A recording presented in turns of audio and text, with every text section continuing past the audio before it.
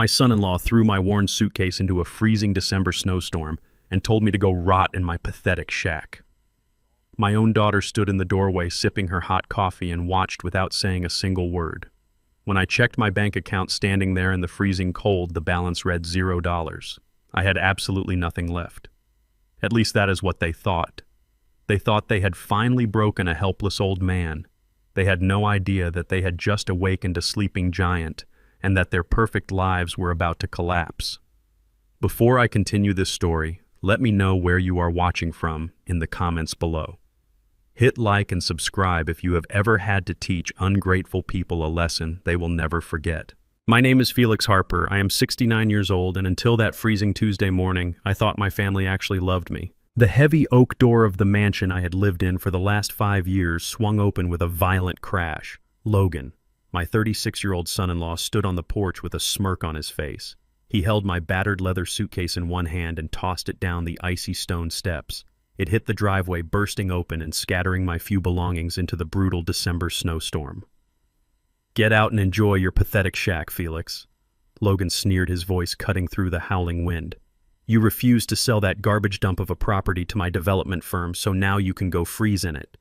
I looked past Logan to the doorway. Naomi, my 34-year-old daughter, stood there in her silk robe holding a steaming mug of coffee.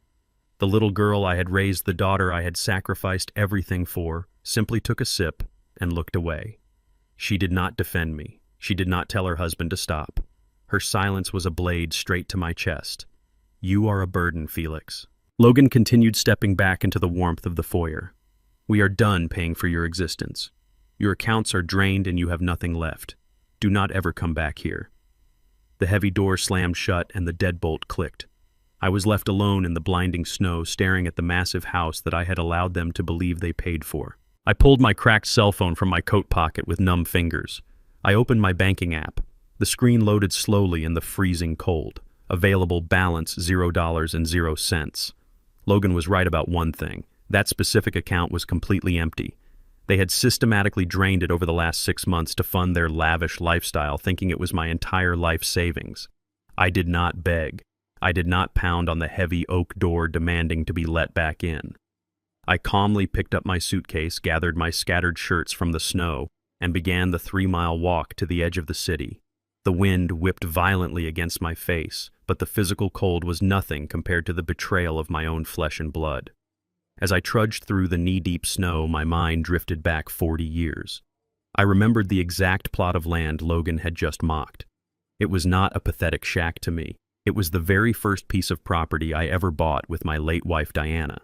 We had built that small wooden structure with our bare hands. We laid every floorboard and hammered every nail. It was the birthplace of our dreams long before I built an empire that the world now knew nothing about. Diana had always warned me that money changes people. That was why, after she passed away, I transferred my massive wealth into a blind trust and chose to live a simple, quiet life. I wanted to see if Naomi loved me for being her father, or if she only loved the financial safety net I provided. Walking through the blizzard, the painful truth settled over me. My daughter had failed the test completely. It took me nearly 2 hours to navigate the icy roads and reach the outskirts of the city. My joints ached, my breathing was heavy, and my clothes were soaked through with freezing snow. But all I wanted was to step inside the old wooden shack, start a fire in the cast-iron stove, and sit in the peace of the memories Diana and I had made there. I rounded the final bend, looking through the dense pine trees for the familiar silhouette of our old home. When the shack finally came into view, my blood ran cold. The front door was completely off its hinges, lying splintered in the snow. I dropped my suitcase and hurried up the wooden steps, my heart pounding a frantic rhythm against my ribs. I stepped inside and the devastation took my breath away. The interior had been completely vandalized. The antique rocking chair where Diana used to knit was smashed to pieces. The small kitchen table was overturned. The walls were covered in crude spray paint, and the cast-iron stove had been ripped from its exhaust pipe and flipped over. The freezing wind howled through the broken windows, bringing piles of snow into the living room. This was not a random act of vandalism by local kids. This was a targeted professional destruction. Logan had sent his demolition crews here. He wanted to make sure that when he threw me out of the mansion, I would have absolutely nowhere else to go. He wanted to break my spirit and force me to come crawling back to him begging for a warm place to sleep so he could finally force me to sign over the deed to the land. I stood in the middle of the wreckage, my breath forming white clouds in the freezing air. The sorrow I felt over Naomi's betrayal was rapidly transforming into something else entirely. It was morphing into a cold, calculated rage. I had spent the last 5 years playing the role of a quiet, helpless old man. I had let them treat me like a burden to see their true colors. I walked toward the back wall to inspect the damage to the old fireplace. As I stepped over the shattered remains of Diana's rocking chair, a bright flash of color caught my eye. Nailed directly to the center of the wooden wall was a large, thick piece of paper. It was a bright red official notice from the city zoning department. I reached out with trembling hands and pulled it loose. The bold black letters stamped across the top read "Condemned." I read the fine print underneath, and my grip tightened on the paper until my knuckles turned gray. The property had been deemed a safety hazard and an eyesore to the developing neighborhood. Below that was a demolition order scheduled to be executed in exactly 48 hours. The contractor listed at the bottom of the page was Mercer Developments, Logan's company. He was not just trying to freeze me out. He was legally erasing the last piece of my wife's memory from the face of the earth. He thought he had completely outsmarted a senile old man. He had no idea what was hidden beneath the floorboards under my feet. I ignored the biting wind howling through the shattered windows. The freezing cold was no longer a factor. My focus narrowed to a singular point in the room. The destruction around me was meant to be a final crushing blow to an old man's spirit. Logan was a fool who dealt entirely in surface-level intimidation. He had smashed the chairs and ruined the walls, completely unaware of the actual foundation of this property. I walked over the debris with my boots crunching on broken glass and splintered wood until I reached the center of the living room. An overturned oak table lay exactly where Diana and I used to eat our modest dinners 40 years ago. With a sharp exhale, I grabbed the heavy legs of the table and shoved it aside. The heavy wood scraped against the floor, revealing a section of oak paneling that looked identical to the rest of the room. I dropped to one knee, ignoring the stiffness in my joints. I ran my fingers along the seam of the third plank from the left. Diana had always insisted on having a safe place, establishing a literal foundation of security long before banks and trusts managed our wealth. I pressed down hard on the hidden latch mechanism we had installed decades ago. The floorboard clicked loudly and popped upward. I pried the heavy wood aside and reached into the dark cavity below. My hands brushed against cold metal and I pulled out a heavy, pristine titanium lockbox. It was untouched by the vandalism, untouched by the freezing snow, and completely unknown to the arrogant son-in-law who thought he owned me. I wiped a layer of dust from the biometric scanner on the lid and pressed my thumb against the glass. A faint green light illuminated the dark room and the internal locks disengaged with a satisfying mechanical clack. The lid swung open, revealing the true depth of the mistake my daughter and her husband had just made.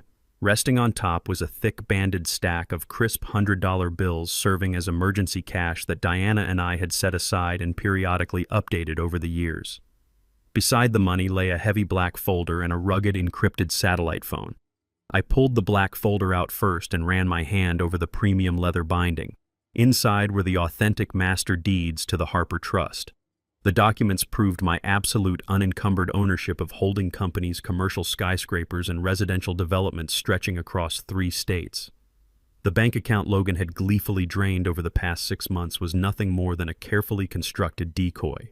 It was a financial sandbox I had built with a strict limit designed exclusively to see what Naomi and Logan would do when they thought the well was finally running dry.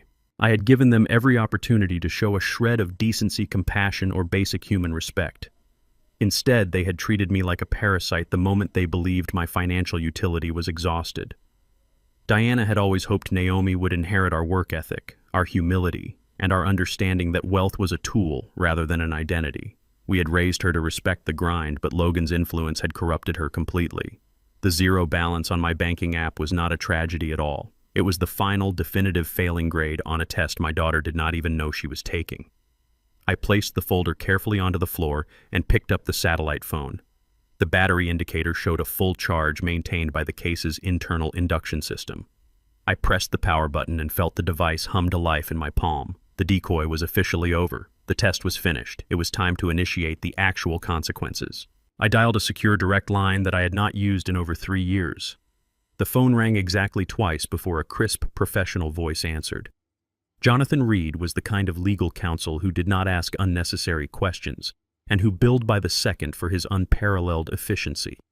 "Mr. Harper," Jonathan said with his tone steady and unsurprised. "I was beginning to wonder when you would finally decide to end the sabbatical. I did not waste time with pleasantries. Jonathan, my son-in-law, threw me out of the house this morning. He also sent a demolition crew to vandalize the original property. There is a city condemnation notice nailed to the wall claiming the structure will be torn down in 48 hours. I heard the rapid clicking of a keyboard on the other end of the line. Jonathan was already accessing the public records and our private surveillance feeds. "Let me pull the exact filings, Felix," he murmured. A few seconds of heavy silence passed, broken only by the howling wind outside my broken windows. "Felix, the situation is significantly more complicated than a simple demolition order. Logan did not just file a zoning complaint. He has actively leveraged this property." I frowned and gripped the phone tighter. "Explain that to me right now. He does not own the deed, and he cannot leverage what does not belong to him. He can if he commits federal fraud." Jonathan replied with his voice dropping an octave in seriousness. "I am looking at a commercial lending agreement filed at 8 this morning. Logan secured a $15 million predatory loan from a high-risk commercial lender. He used this exact parcel of land as the primary collateral. The audacity of the move was absolutely staggering. How did the bank clear the collateral without my signature, I demanded. He used a forged power of attorney, Jonathan stated clearly. He submitted documents claiming you were experiencing severe cognitive decline and that he had been granted full conservatorship over your assets. The loan is structured to trigger a massive payout for his failing development firm, but it requires the property to be cleared and broken ground immediately to satisfy the lender's strict terms. Logan was not just greedy, he was desperate and drowning in debt I had not yet uncovered. The sheer stupidity of his plan was almost insulting, but the immediate danger was entirely real. If that loan defaulted or the fraud was exposed before he broke ground, Logan would face decades in federal prison. "We need to file an immediate injunction, Jonathan. Lock down his accounts and issue a cease and desist to his firm. I want his entire operation frozen by noon."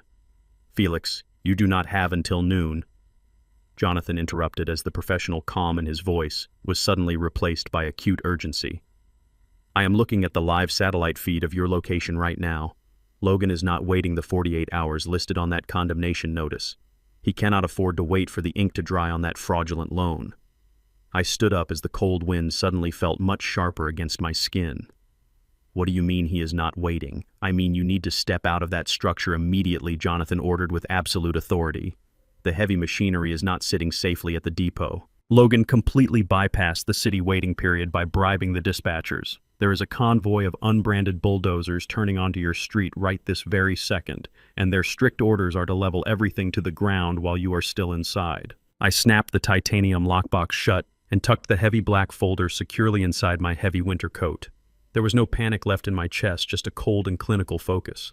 I grabbed the encrypted satellite phone and a heavy steel thermos I had kept stored alongside the emergency cache. I stepped out onto the sagging wooden porch just as the heavy rumble of diesel engines vibrated through the frozen ground beneath my boots. Down the street, a pair of massive yellow bulldozers turned the corner. Their heavy steel blades lowered to scrape away the snow and crush anything else in their path. Right behind them, a sleek silver Porsche Cayenne navigated the icy road with cautious arrogance. Logan and Naomi had come to watch the show. They parked a safe distance away, eager to witness the physical erasure of my past and the start of their fraudulent payout. Logan stepped out wearing a tailored cashmere overcoat with a smug, self-satisfied smile plastered across his face. He pointed toward the shack, signaling the bulldozer operators to accelerate their pace. But the heavy machinery never made it to my property line. Before the lead bulldozer could cross the intersection, a fleet of 6 matte black armored SUVs swerved around the corner from the opposite direction. They moved with aggressive military precision, cutting off the street entirely and boxing in the demolition crew. The lead SUV parked diagonally inches from the bulldozer's front blade, forcing the operator to slam on his brakes and kill the engine. Logan threw his hands up in frustration, shouting at the drivers to move their vehicles immediately. He stormed toward the black cars, completely unaware that the cavalry had not arrived to save him. The tinted door of the lead SUV opened, and a tall man in a sharp charcoal suit stepped out into the biting wind.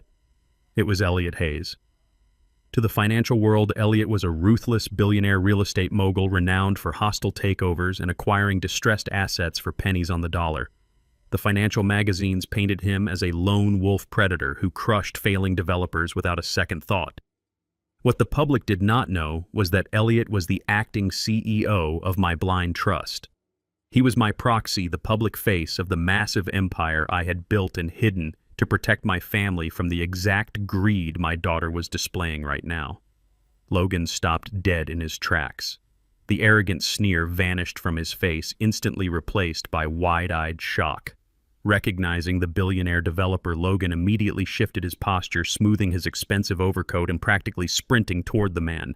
"Mr. Hayes," Logan shouted, waving his hands frantically to grab his attention. "What an absolute and unexpected honor, sir. I am Logan Mercer, the CEO of Mercer Developments. We are just clearing this hazardous eyesore to break ground on a luxury commercial complex." Logan was talking far too fast, his words stumbling over each other in his sheer desperation. "If you are interested in this parcel, we can absolutely negotiate a direct transfer today. I hold the full legal rights to the land. I can offer you a highly lucrative ground floor equity stake right now for an immediate cash injection to my firm." The desperation in his voice was pathetic and entirely revealing. A successful, competent developer does not beg a billionaire for liquid cash on a snowy street corner. Logan was bleeding money, and he was willing to sell out his fraudulent $15 million project before the bulldozers even touched the wood just to get his hands on fast capital. Naomi hurried over, shivering in her designer boots, nodding eagerly alongside her husband, hoping to secure the bailout they so desperately needed. Elliot did not even break his stride. He walked straight past Logan as if the man was nothing more than a stray dog barking at passing traffic. He did not acknowledge Naomi, either completely ignoring her outstretched hand. His eyes were locked entirely on me. I unscrewed the cap of the steel thermos and poured myself a cup of hot black tea. The thick steam rose into the freezing air, masking the faint, knowing smile on my lips. Logan spun around bewildered, watching the billionaire march through the knee-deep snow directly toward the condemned shack. "Mr. Hayes, wait!"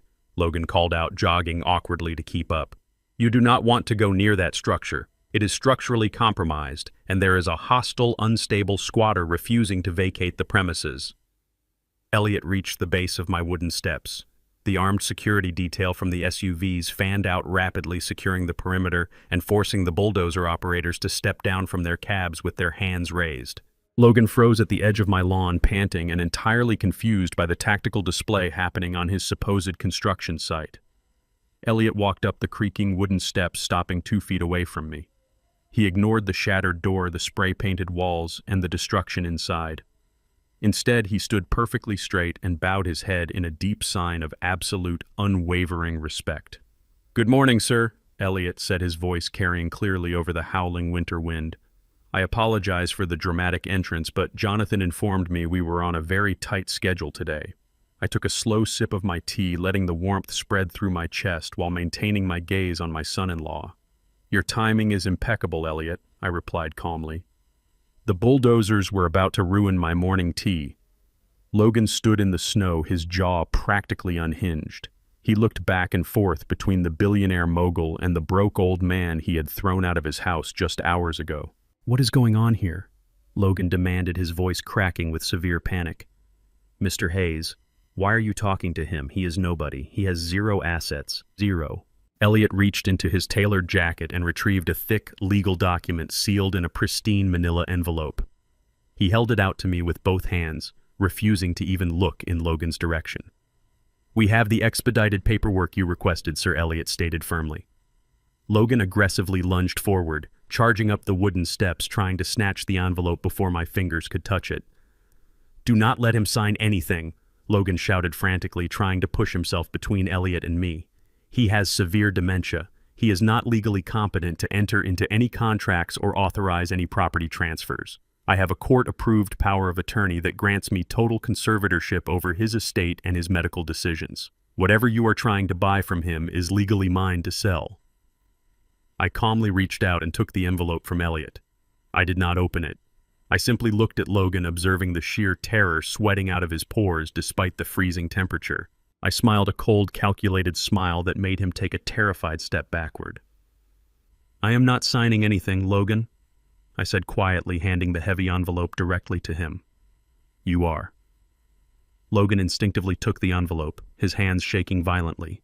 He ripped it open, expecting to find a real estate buyout offer that would save his drowning company. Instead, his face drained of all color as he read the bold print on the very first page. It was a federal subpoena for massive financial fraud and immediate asset seizure. Logan stared at the heavy federal seal on the subpoena. His eyes darted frantically across the bold legal jargon detailing wire fraud and immediate asset seizure. The blood drained entirely from his face, but his desperation quickly metastasized into blind, arrogant rage.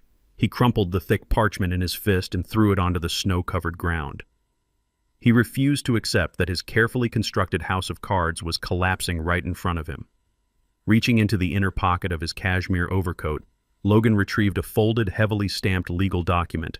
He waved it in the freezing air like a weapon, his voice cracking as he shouted at Elliot. "This is a meaningless scare tactic. I hold a fully executed power of attorney signed by a presiding municipal judge. I have absolute medical and financial conservatorship over this pathetic old man." Logan pulled his phone from his pocket and dialed emergency services. He barked into the receiver, demanding immediate police assistance at the property. He claimed he was dealing with a hostile, mentally unstable family member who was hallucinating and trespassing on a condemned commercial development site. He demanded an emergency psychiatric hold to have me forcibly removed and committed to a locked medical ward. He ended the call with a victorious smirk, entirely convinced that his forged legal shield would protect his $15 million payout. He pointed a trembling finger at my chest, promising that I would spend my final years strapped to a hospital bed while he leveled my shack to the ground. I did not flinch. I took another slow sip of my hot tea, watching him dig his own grave deeper with every single word. The wail of sirens pierced the freezing winter air within minutes. 2 local police cruisers skidded to a halt near the edge of the property, their red and blue lights reflecting off the fresh snow. 4 officers stepped out with their hands resting cautiously on their duty belts as they approached the porch. Instantly, Naomi shifted into her performance. The arrogant, indifferent woman who had watched her husband throw me into a blizzard earlier that morning completely vanished. She covered her face, forcing violent sobs to escape her throat. She rushed toward the lead officer, clinging to his sleeve like a terrified, heartbroken daughter. "Please, officer, you have to help us," she cried, her voice echoing with manufactured grief. "My father is suffering from advanced aggressive dementia. He does not know where he is. He thinks he still owns this property, but we had to condemn it for his own safety. He is having a psychotic break, and we just want to get him to a secure medical facility before he hurts himself or someone else." I stood on the porch, maintaining absolute unbroken silence. I looked at the tears streaming down my daughter's cheeks, realizing this was a flawless theatrical display designed to strip away my fundamental human rights. Looking at her, the freezing wind seemed to fade entirely, replaced by a vivid memory from 30 years ago. I remembered sitting at the kitchen table with my late wife Diana, holding a 4-year-old Naomi, after she had broken a neighbor's window and lied about it. Diana had held her small hands, gently but firmly telling her that a lie is a debt you owe to the truth, and the truth always comes to collect. We had taught her that integrity was the only currency that truly mattered in this world. Now, she was bankrupt in every sense of the word. She was using the very tears I used to wipe away to orchestrate my imprisonment. Her performance was incredibly convincing, and the officers nodded sympathetically, turning their stern, authoritative gazes directly toward me. The lead officer unclipped the heavy metal handcuffs from his belt.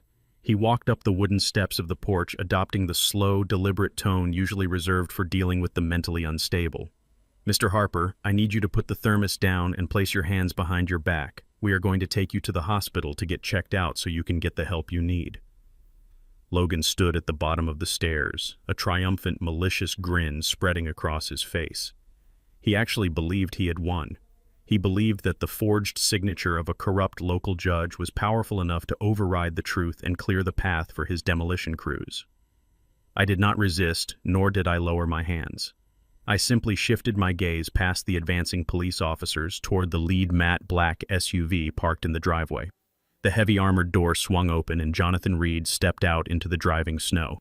My legal counsel did not rush. He moved with the terrifying, predatory calm of a man who held the absolute high ground in any negotiation. He wore a sharp navy trench coat, and in his right hand, he held a thick, leather-bound portfolio. "Stop exactly where you are, officers," Jonathan commanded. His voice did not echo, but it carried a dense weight of absolute authority that froze the policemen in their tracks. Jonathan walked past Naomi, completely ignoring her fake sobbing, and stepped smoothly between me and the lead officer. He flipped open his leather portfolio, immediately flashing a gleaming silver federal injunction badge alongside a stack of court-ordered documents carrying the undeniable embossed seal of a federal magistrate. The officer lowered his handcuffs, stepping back as he processed the high-level credentials. "You are currently attempting to execute a fraudulent medical detainer based on a completely fabricated power of attorney," Jonathan stated, his tone razor-sharp and devoid of any warmth. "If you place a single finger on my client, you will not only lose your badges, but you will be officially named as co-conspirators in a massive $15 million federal racketeering investigation." The officers looked at each other in sheer confusion as the narrative Naomi had spun rapidly unraveled before their eyes. Logan stepped forward, his arrogance flaring up one final time as he desperately pointed at his crumpled legal document. "That is an absolute lie," he shouted. "I have a certified signature from Municipal Judge Sullivan Thorne granting me total conservatorship. It is a completely bulletproof legal document." Jonathan slowly turned his head to look at Logan like a predator examining a trapped rat. "It was bulletproof at 8 o'clock this morning," Jonathan replied smoothly. However, exactly 10 minutes ago, Judge Sullivan Thorne was handcuffed and escorted out of his own courtroom by the Federal Bureau of Investigation. He was formally indicted for accepting a massive bribe to sign fraudulent conservatorship documents to facilitate commercial loan fraud. Logan's mouth dropped open. The color vanished from his skin, leaving his face a sickening ashen gray. The document in his hand shook violently as the crushing reality of his situation crashed down on him. His $15 million safety net had just become his prison sentence. The lead police officer slowly turned around, his sympathetic demeanor entirely gone. It was instantly replaced by a cold, highly suspicious glare directed straight at my son-in-law. "You had better explain exactly where you got that document, son," the officer demanded, resting his hand firmly on his service weapon. Logan stared at the officer's hand resting on the heavy service weapon. The sheer terror in his chest overrode his usual arrogance. He dropped the crumpled, forged document into the snow as if it had suddenly caught fire. Without uttering a single word of defense, he grabbed Naomi by the arm and dragged her roughly toward the silver Porsche. Naomi stumbled in her designer boots, her fake tears instantly replaced by genuine panic. The officers shouted for them to stop, but Jonathan raised his hand, gesturing for the police to let them run. "A desperate man in flight provides the best evidence of his own guilt," Jonathan murmured. Logan threw Naomi into the passenger seat and slammed the door before jumping behind the wheel. The Porsche's engine roared to life, its tires spinning wildly and kicking up a massive spray of slush and gravel before gaining traction. He ran a red light at the end of the street, speeding recklessly toward the financial district. His breathing was shallow and frantic. He gripped the leather steering wheel so hard his knuckles turned stark white. He had exactly one desperate play left. The $15 million commercial loan had been approved and deposited into his primary development account that morning. If he could reach his bank and initiate an immediate offshore wire transfer, he could secure the capital before the federal authorities linked the bribed judge to his specific transaction. He ignored every speed limit weaving erratically through the winter traffic. Naomi sat frozen in the passenger seat, clutching her designer handbag, her chest heaving with silent terror as the reality of federal prison began to cast a very dark shadow over her perfect life. Back at the vandalized shack, the chaotic noise of the police cruisers faded into the distance. I walked into the freezing living room and plugged a small industrial space heater into the only working outlet left on the wall. Elliot followed me inside, stepping carefully over the shattered remains of my old life.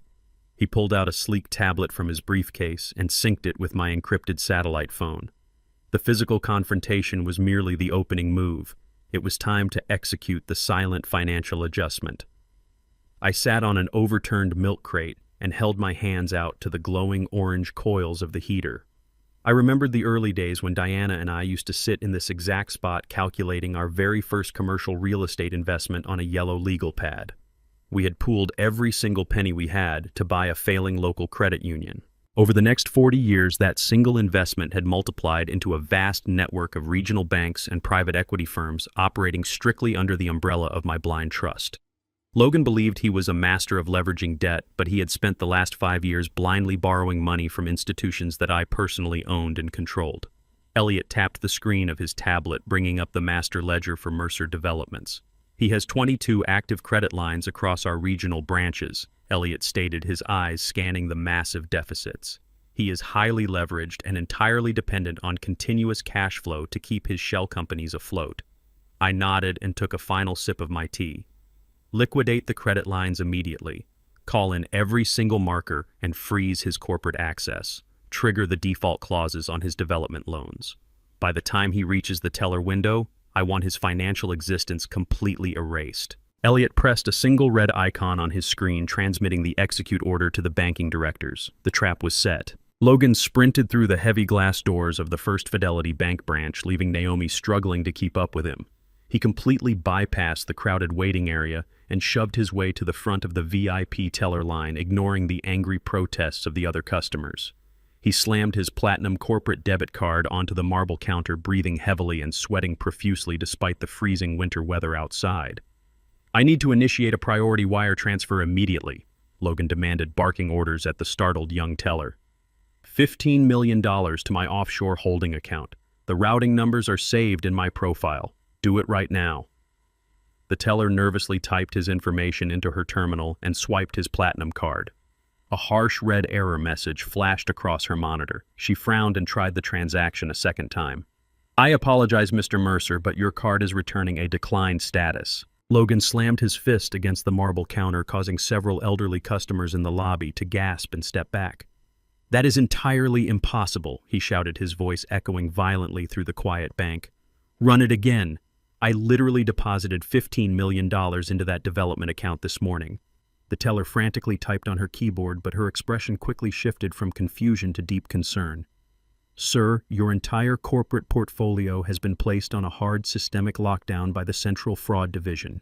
Your accounts are completely frozen, and I do not even have administrative authorization to view the balances." "This has to be a clerical error," Logan screamed, losing every shred of his professional composure.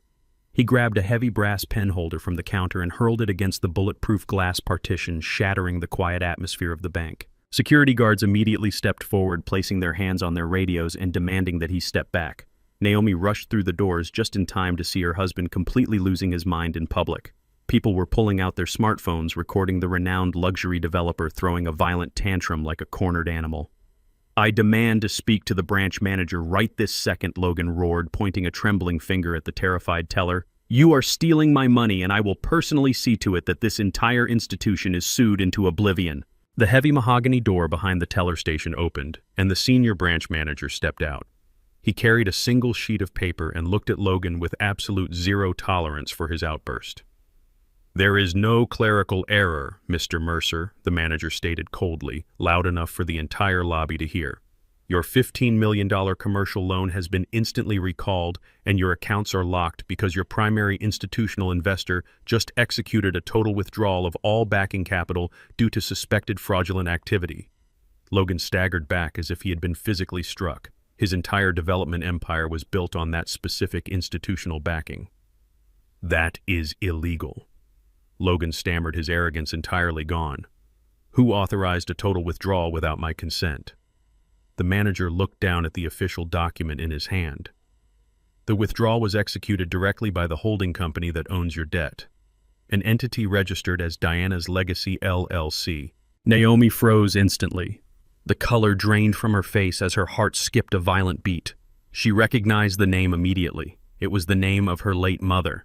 Naomi stared at Logan, her eyes widening in pure, unadulterated horror as the devastating reality finally crashed down upon her. She suddenly realized exactly who was hunting them. Naomi left her husband screaming at the bank security guards and drove the Porsche back through the icy streets. She navigated the treacherous winter roads alone, with her heart pounding against her ribs. The realization that her father controlled Diana's Legacy LLC had completely shattered her arrogant facade. She parked the luxury vehicle at the edge of the snowy lot and ran up the creaking steps of the shack. She pushed past the splintered doorframe and found me sitting exactly where she had left me, warming my hands by the industrial space heater. The massive black SUVs and my security detail were parked discreetly around the perimeter, but I sat alone in the living room. Naomi dropped to her knees right in front of me, ruining her designer pants in the debris. Tears streamed down her face, but this time they were not a performance for the police. They were born of genuine, desperate terror. "Dad, please, you have to listen to me," she sobbed, clasping her hands together. I am so sorry for what Logan said this morning. I never wanted him to throw you out. I just did not know how to stop him. He is crazy and he is drowning in debt. She reached into her expensive leather handbag with trembling fingers and pulled out her personal checkbook. She hastily scribbled a check for $2,000 and held it out to me with a pleading, pathetic expression. Take this, Dad. It is all the personal cash I have left. You can use it to get a warm hotel room and buy some new clothes. Just please sign the property release documents for the land. If you do not sign them today, the bank will foreclose on our house and we will be completely bankrupt. You cannot let your only daughter go to prison. I took the check from her trembling fingers and stared at the handwritten numbers. $2,000. It was a pathetic, insulting bribe disguised as a gesture of daughterly compassion. She was offering me a fraction of the money she had stolen from my decoy account just to save her own skin. Looking at the crisp paper, the freezing temperature of the vandalized room seemed to fade into a memory from 10 years ago. I remembered sitting beside a hospital bed holding my late wife Diana's fragile hand during her final hours. The cancer had stripped away her physical strength, but her mind remained as sharp as ever. She had looked at me with her piercing dark eyes and delivered a warning that had haunted me every day since her passing. Felix, do not let our money ruin our daughter. We built an empire from nothing. But Naomi has only ever known the harvest. She has never planted a single seed. If you give her the world without making her earn it, the wealth will corrupt her soul completely. Make sure she knows the value of struggle. Diana knew exactly who our daughter was becoming, and she had begged me to intervene. I had set up the blind trust and the zero-balance decoy specifically to honor that dying wish. I looked down at Naomi, still kneeling in the dirt and debris, expecting me to rescue her from the consequences of her own horrific actions. She had learned absolutely nothing. I reached into my coat pocket and pulled out a simple silver matchbook. I struck a match against the abrasive strip and watched the small orange flame flare to life. I held the check by the corner and touched the fire to the paper. Naomi gasped in shock as the edges blackened and curled upward. I dropped the burning bribe onto the icy floorboards and watched it reduce to ash right in front of her face. I am not rescuing you, Naomi, I said quietly. The sight of the burning check instantly vaporized the last remaining shreds of Naomi's victim act. The desperate weeping daughter vanished entirely, replaced by a venomous entitled woman cornered by her own greed. She scrambled to her feet, her face contorted in absolute fury. She kicked the pile of ashes across the wooden floor and glared at me with a hatred so deep it made the winter storm outside seem warm. "You are a monster!" she screamed, her voice echoing violently off the broken walls. "You sit there with your billions hoarding everything while your own family loses everything. You could fix this with one phone call, but you would rather sit in this pathetic garbage dump and watch me lose my house." I remained seated, completely unmoved by her childish tantrum. "You lost your house the moment you decided to forge my signature and throw me into the snow, Naomi. I did not ruin you. I simply removed the safety net you were exploiting." Naomi paced the room furiously, kicking a broken piece of wood into the wall. "You think you are so righteous, protecting Mom's precious legacy?" She spat, her eyes wild and malicious. "You think keeping this shack means you are honoring her memory? Well, let me tell you exactly what I did with her memory." I stared at her, feeling a sudden rigid tension grip my shoulders. Naomi smiled a cruel, vindictive smile, knowing she had finally found a way to strike a nerve. Logan needed a massive cash deposit to bribe the city officials and secure that commercial loan, she sneered, leaning closer to me. The banks wanted collateral up front, and we were totally tapped out. So I went into your bedroom last week while you were sleeping. I took the velvet box from your nightstand. I took Mom's flawless diamond wedding ring and I pawned it to a broker downtown. I used the money from her precious ring to fund the exact project that is tearing down this shack. Her words hit me like a physical blow to the chest. The ring I had placed on Diana's finger 40 years ago, the ring she had worn every day until she passed, was gone. Naomi had stolen it and sold it to finance a criminal enterprise. Naomi laughed, a harsh, bitter sound that held absolutely no joy. "You can keep this rotting pile of wood, Dad, but Mom's ring is gone forever. The broker told me he already had a private buyer lined up. It is probably on an airplane out of the country right now. Enjoy your empty victory." She turned on her heel and stormed out of the shack, her designer boots stomping heavily down the icy wooden stairs. I listened to the Porsche's engine roar to life and peel away into the winter storm. For the first time since this entire ordeal began, my calculated, absolute calm completely shattered. The stoic discipline that had allowed me to dismantle Logan's financial empire without raising my voice evaporated instantly. Elliot stepped out from the back room of the shack, holding his tablet, looking at me with intense, immediate concern. I stood up, my heart pounding with a fierce, terrifying urgency that demanded immediate action. "Elliot," I said, my voice dangerously low and thick with genuine rage. "Locate the high-end pawnbrokers operating in the downtown commercial district. Find out exactly which one processed a flawless 3-carat diamond within the last 7 days. We need to leave right this second before that ring disappears forever." The matte black SUV tore through the slush-covered streets of the downtown commercial district. Elliot had utilized his corporate security network to track the exact location of the stolen asset in under 7 minutes. We pulled up sharply onto the curb in front of a high-end boutique pawn shop featuring heavy iron bars over reinforced glass displays. I stepped out of the vehicle with Elliot right beside me, pushing through the heavy glass door. A sharp chime echoed through the quiet showroom. The owner stood behind the counter, polishing a gold watch. He was a slick, arrogant-looking man wearing a cheap suit, trying to pass as custom-tailored. I did not waste time browsing the merchandise. I walked directly to the reinforced glass display at the center of the room. There, resting on a black velvet cushion, was Diana's flawless 3-carat diamond wedding ring. "I need that ring immediately," I stated, my voice radiating absolute authority. The owner barely looked up from his polishing cloth and let out a dismissive scoff. "That item is not for general sale, old man," he sneered. "A prominent developer named Logan brought it in yesterday. It is already promised to a private international buyer who is paying an exorbitant premium to have it shipped overseas by tomorrow morning." I placed my hands flat on the glass counter. "That ring was stolen from my personal residence. You are currently in possession of stolen property, and I am giving you one chance to hand it over before this situation escalates." The owner laughed, sliding the watch into a display case. He looked at my worn winter coat and shook his head. "Logan signed a legal affidavit claiming full ownership. Unless you have a mountain of cash to outbid my foreign buyer, you can kindly step out of my store before I call security to throw you out into the snow." Elliot stepped forward, his broad shoulders casting a heavy shadow over the counter. "What is the exact price required to release the asset right now?" Elliot demanded. The owner looked Elliot up and down, calculating how much he could bleed from us. $50,000 in unmarked cash, he replied with a greedy smirk. "Not a penny less." "Logan's buyer is wiring $45,000, but I charge a premium for breaking a prior arrangement. Take it or leave it."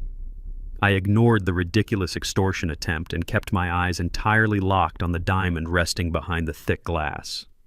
The arrogant pawnbroker faded into the background as a vivid memory rushed into my mind. I remembered the exact day I bought that ring 40 years ago. I was working 3 different manual labor jobs, pouring concrete during the day and scrubbing commercial kitchen floors at night. It took me a full year of grueling, exhausting work to save up enough money. I remembered walking into a jewelry store with my hands still calloused and stained from cement, handing over my very first major paycheck in a crumpled envelope. Diana had never asked for anything expensive. She would have gladly married me with a plastic band. But I wanted to give her a symbol of the empire I promised to build for us. When I slipped it onto her finger, her eyes had filled with tears of pure joy. She wore it through every triumph and every struggle we faced while building our legacy.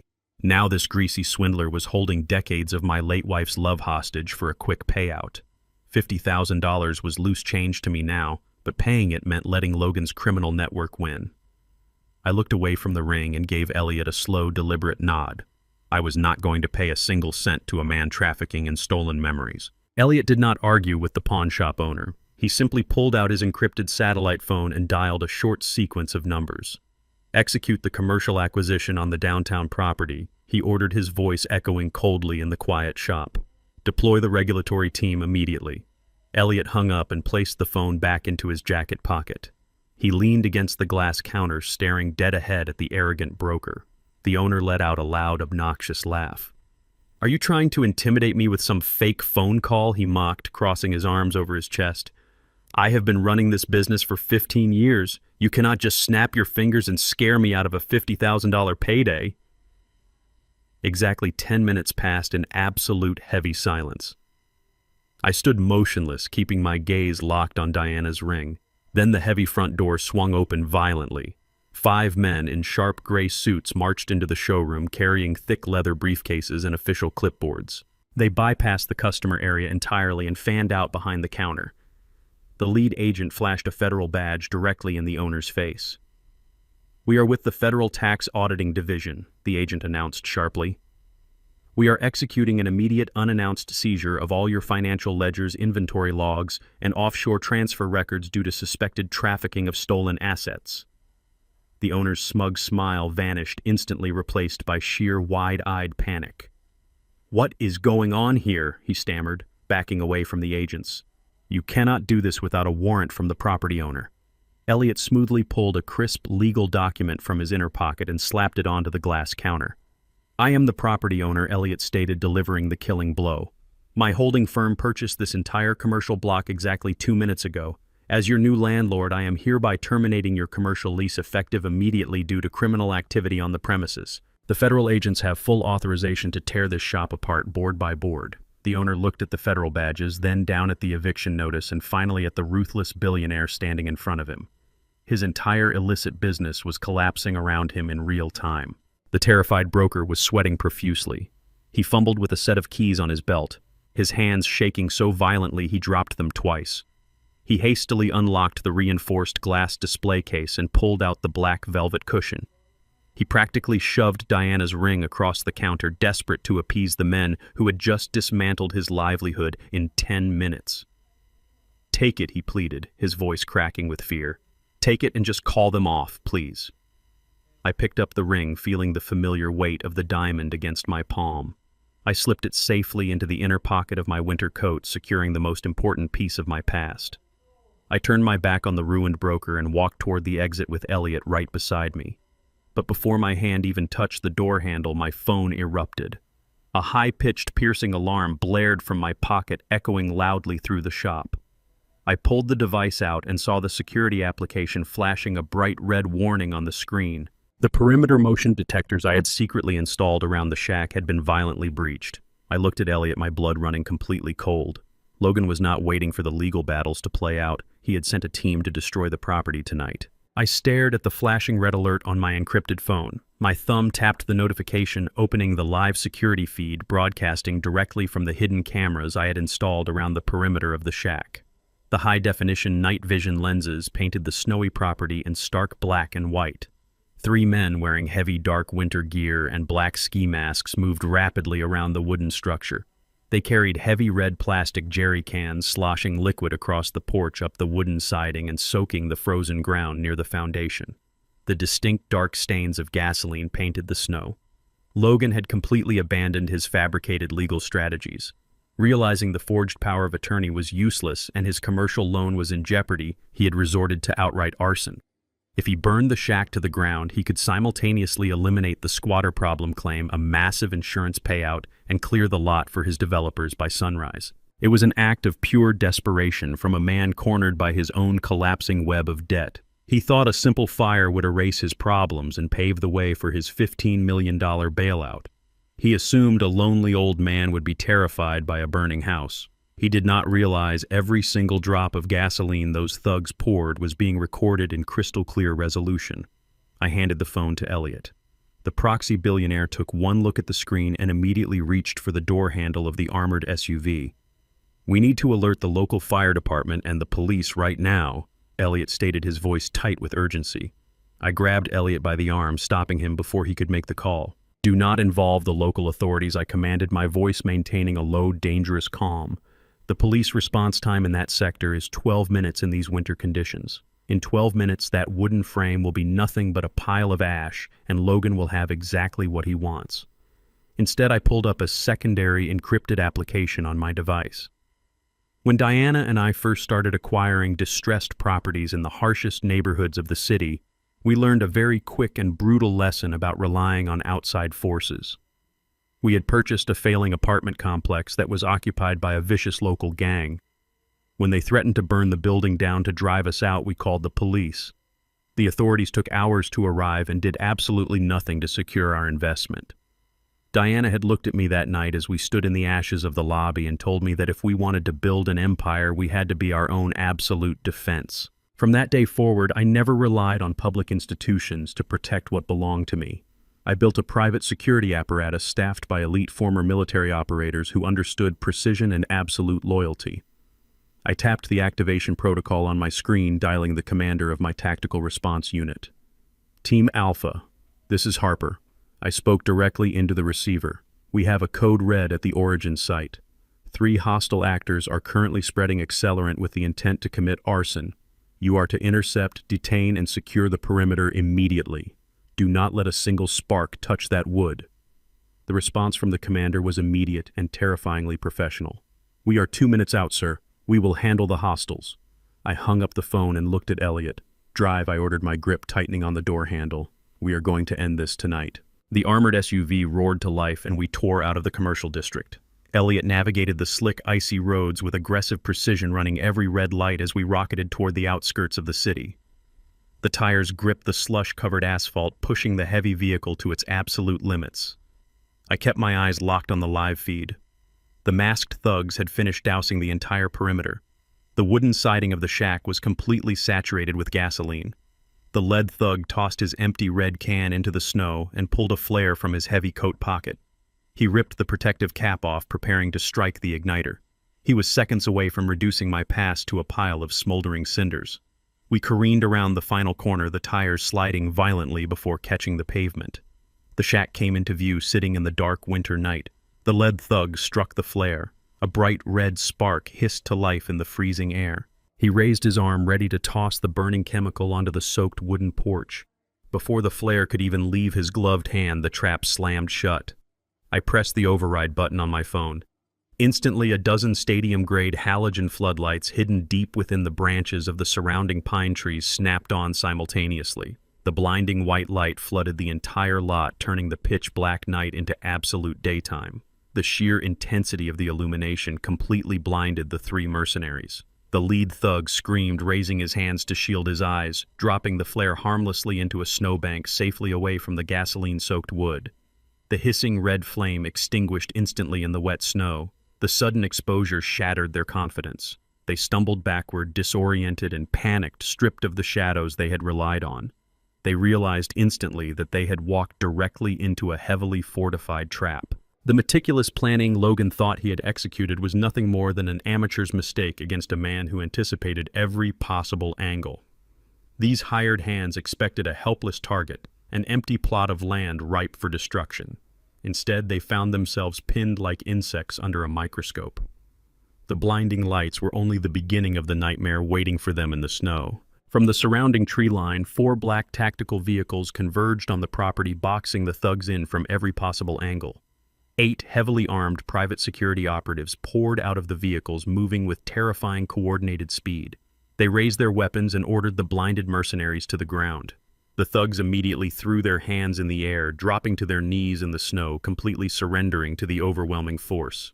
As my SUV pulled to a halt right in front of the shack, I looked past the floodlights down the dark, empty street. Sitting half a block away, idling with its headlights completely turned off, was a sleek silver Porsche. Logan. He had parked just far enough away to watch his hired criminals burn my property while keeping his own hands clean. Through the windshield, I could see his silhouette frozen in absolute horror. He watched the armed operatives detain his mercenaries, realizing that his final desperate play had failed spectacularly. He had been caught. Instead of getting out to help his men, Logan slammed his transmission into reverse. The Porsche's engine screamed as he stomped on the gas pedal, abandoning his hired thugs to take the fall. He sped away blindly into the dark winter night, leaving his entire world collapsing behind him. The freezing dawn brought a deceptive calm to the vandalized property, but the silence was shattered shortly after sunrise by the screeching brakes of a heavy news van. Logan had not wasted his night hiding in cowardice after abandoning his hired mercenaries in the snow. Cornered and desperate, he had pivoted to his most dangerous weapon yet, which was the court of public opinion.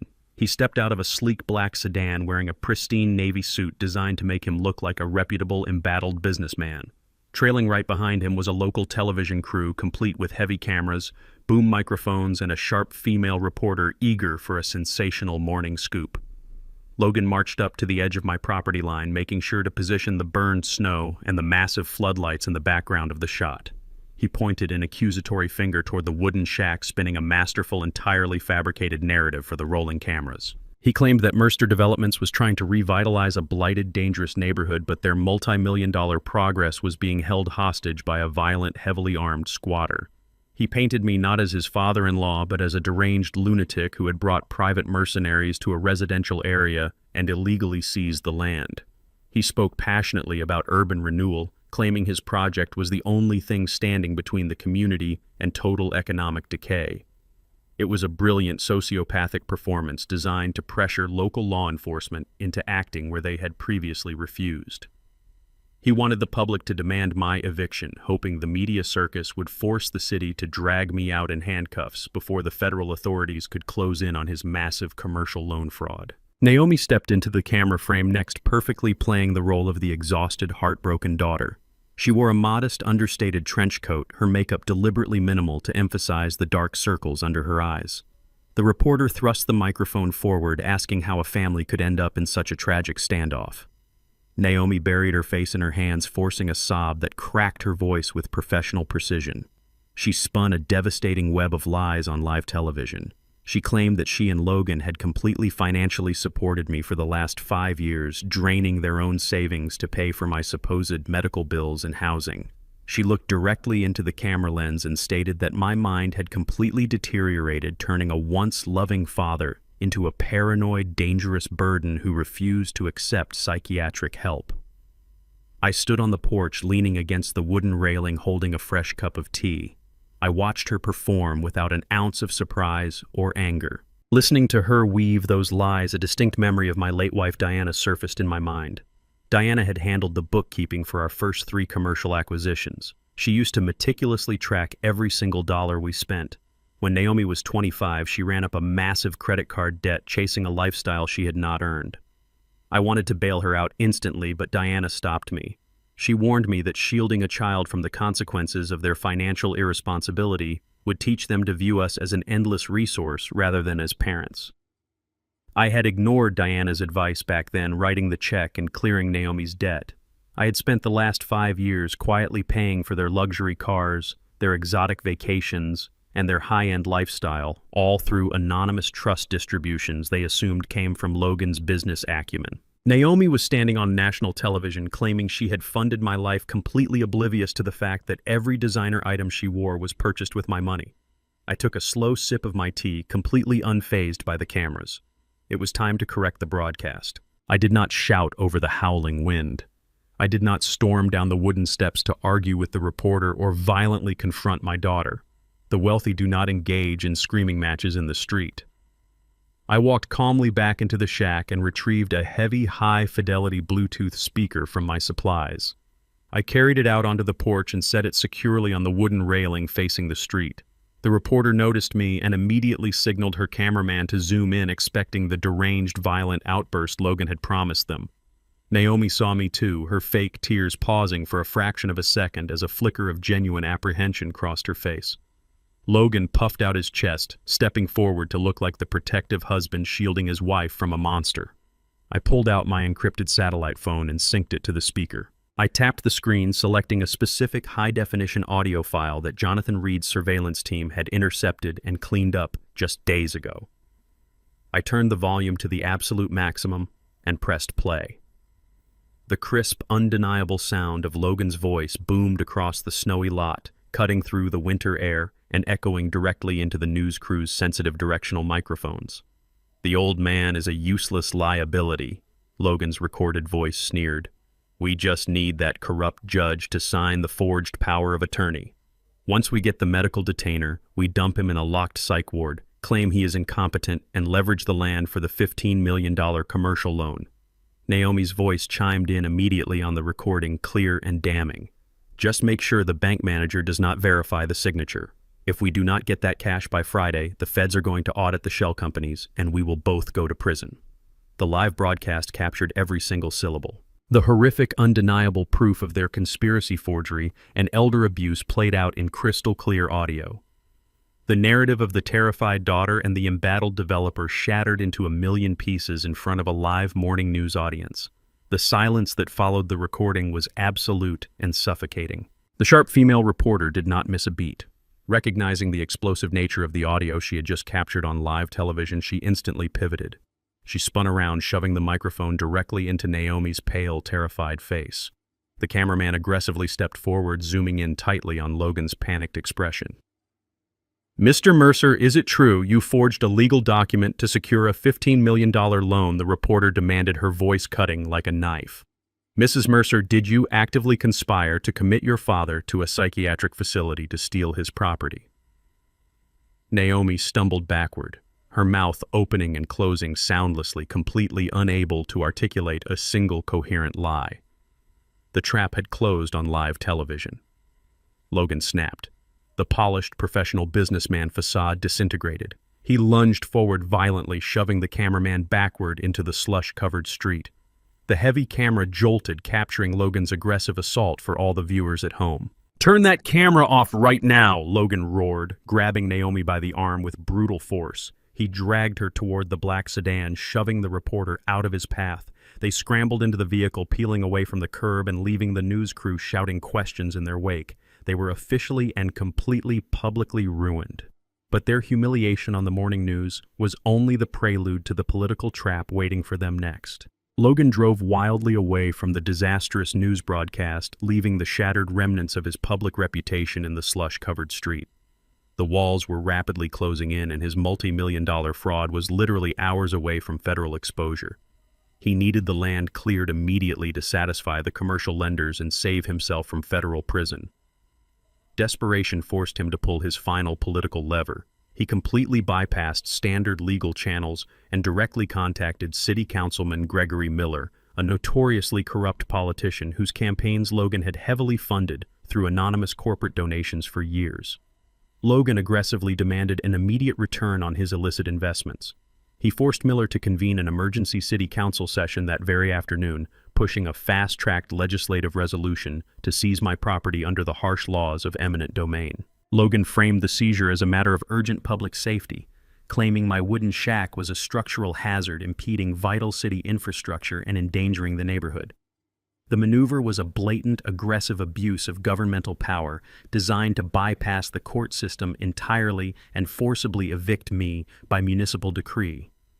If the council voted in favor of the resolution, the city would seize the land, compensate me with a negligible fraction of its worth, and hand the developmental rights directly to Logan's firm.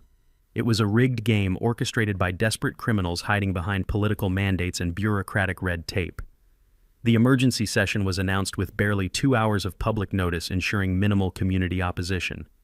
Logan thought he had completely outmaneuvered me by changing the battlefield from the legal system to the corrupt political arena where his money usually dictated the absolute law. I walked into the crowded municipal building just as the emergency session was officially called to order. The Grand Council chambers were lined with polished mahogany and intimidating judicial benches intended to make ordinary citizens feel small and powerless against the machinery of government. Logan stood confidently at the speaker's podium wearing a fresh suit and a sickeningly arrogant smirk. He was practically vibrating with malicious excitement, fully believing that he had rigged the system beyond my capacity to fight back. He looked down at me from his elevated position like a predator admiring a trapped animal ready for the slaughter. I took a seat in the back row, remaining absolutely silent and perfectly still. Sitting in that stifling room, listening to the drone of bureaucratic procedures transported my mind back 35 years. Diana and I had faced this exact type of political extortion when we attempted to zone our very first commercial warehouse. A greedy local alderman had demanded a massive cash bribe to approve our basic building permits. I had wanted to scream and fight and expose the corrupt man publicly to the media. Diana had placed a steady hand on my shoulder and taught me the most valuable lesson of my entire career. She told me that anger is loud, but true absolute power is silent and infinitely patient. We did not yell or argue. We simply waited, gathered our capital, and quietly bought the bank that held the alderman's staggering personal debts. We bankrupted him legally and silently, stripping him of his power overnight. That precise, terrifying patience became the absolute bedrock of my entire empire. I watched Logan present his fabricated safety reports to the council members, listening to him weave complex lies about urban renewal and community safety. He was performing for the cameras and his purchased politicians, completely oblivious to the fact that patience had already dug his grave. I did not need to shout to win this battle. I just needed to wait for my turn to speak. The council president called for public comments before the final vote was cast. The grand room grew completely silent as I stood up from the wooden bench and walked slowly down the center aisle. Logan crossed his arms over his chest, leaning back against the podium with a triumphant grin, fully expecting me to beg or shout crazily, just as he had tried to portray me on the morning news. I did not look at my son-in-law. I kept my eyes locked entirely on Councilman Gregory Miller, who sat in the center seat holding the heavy wooden gavel. Miller looked bored and impatient, tapping his pen against the microphone, ready to rubber stamp the eminent domain seizure and collect his illicit payout from Logan. I reached the podium and placed a heavy leather-bound binder directly onto the polished wood. I did not speak into the microphone. Instead, I slid the thick binder across the desk until it rested inches from Councilman Miller's hands. He frowned, looking down at the embossed cover with deep confusion. "Open it, Councilman," I instructed, my voice low and carrying only to the men sitting at the elevated bench. Miller flipped open the heavy cover and his bored expression instantly vanished. The color drained from his face, rapidly replaced by sheer absolute terror. Inside the binder were the master deeds and consolidated mortgage profiles for every single piece of real estate Miller owned. His luxury primary residence, his vacation home on the coast, and the 4 commercial strip malls he used to launder his political bribes were all meticulously documented. Stapled to the front of every deed was a notice of acquisition from a private equity firm. I leaned forward, resting my hands on the edge of the bench. "My holding company acquired all of your heavily leveraged debt at 9 o'clock this morning, Councilman," I stated, maintaining a deadly calm tone. "You are currently looking at the total sum of your entire financial existence, completely controlled by the man you are attempting to evict." I leaned an inch closer to the terrified politician, lowering my voice to a harsh, icy whisper that only he could hear. "If you strike that gavel and vote in favor of this eminent domain seizure, I will instantly trigger the default clauses on every single loan in this binder. I will foreclose on your homes, freeze your assets, and leave you completely bankrupt by dinner time." Councilman Miller began to sweat profusely, his hands shaking so violently he could barely close the leather binder. The council president called for the final roll call vote to authorize the seizure of my land. Logan smiled widely, ready to claim his prize and secure his fraudulent loan. When it was Miller's turn to vote, he grabbed his microphone with trembling fingers. "I vote no," the councilman stuttered loudly, his voice cracking in sheer panic. The entire chamber erupted in shocked murmurs. The remaining council members, sensing the sudden and catastrophic shift in power, immediately followed suit. The motion to seize my property failed unanimously. Logan stood frozen at the podium, his arrogant smile collapsing into an expression of unadulterated madness. Realizing his political shield had just evaporated and his federal prison sentence was now absolutely guaranteed, he completely lost his mind. Enraged beyond all rational thought, Logan let out a primal, furious scream and physically lunged across the podium directly at my throat. Logan's furious scream echoed off the polished mahogany walls of the council chamber as he launched his body across the podium. His hands formed rigid claws aimed directly at my throat. I did not flinch, blink, or raise my arms to defend myself. I knew the exact caliber of security protecting this room. Before his expensive leather shoes could even touch the floor on my side of the barrier, 2 massive courtroom security officers slammed into him from the flanks. The impact was brutal and immediate. Logan was violently tackled to the hard wooden floor, his breath knocked out of him in a loud gasping wheeze. The officers pinned his arms behind his back, driving a heavy knee between his shoulder blades to completely neutralize his frantic struggling. The satisfying mechanical click of heavy steel handcuffs snapping shut around his wrists resonated through the stunned silence of the room. He thrashed wildly against the officers, screaming incoherently about forged documents, stolen money, and political favors, completely destroying the last remnants of his professional facade. The council members watched in absolute shock as the renowned luxury real estate developer was hauled to his feet like a common street criminal. The officers dragged him backward down the center aisle. Logan kicked and fought, leaving scuff marks on the pristine floor, his designer suit torn, and his dignity utterly pulverized. I remained standing at the podium, perfectly still, watching the heavy wooden doors swing shut behind him. His political shield had evaporated. His public image was ruined, and his freedom was rapidly ticking away. The silent adjustment was executing flawlessly. Hours later, the heavy iron gates of the municipal holding center slammed shut behind Logan.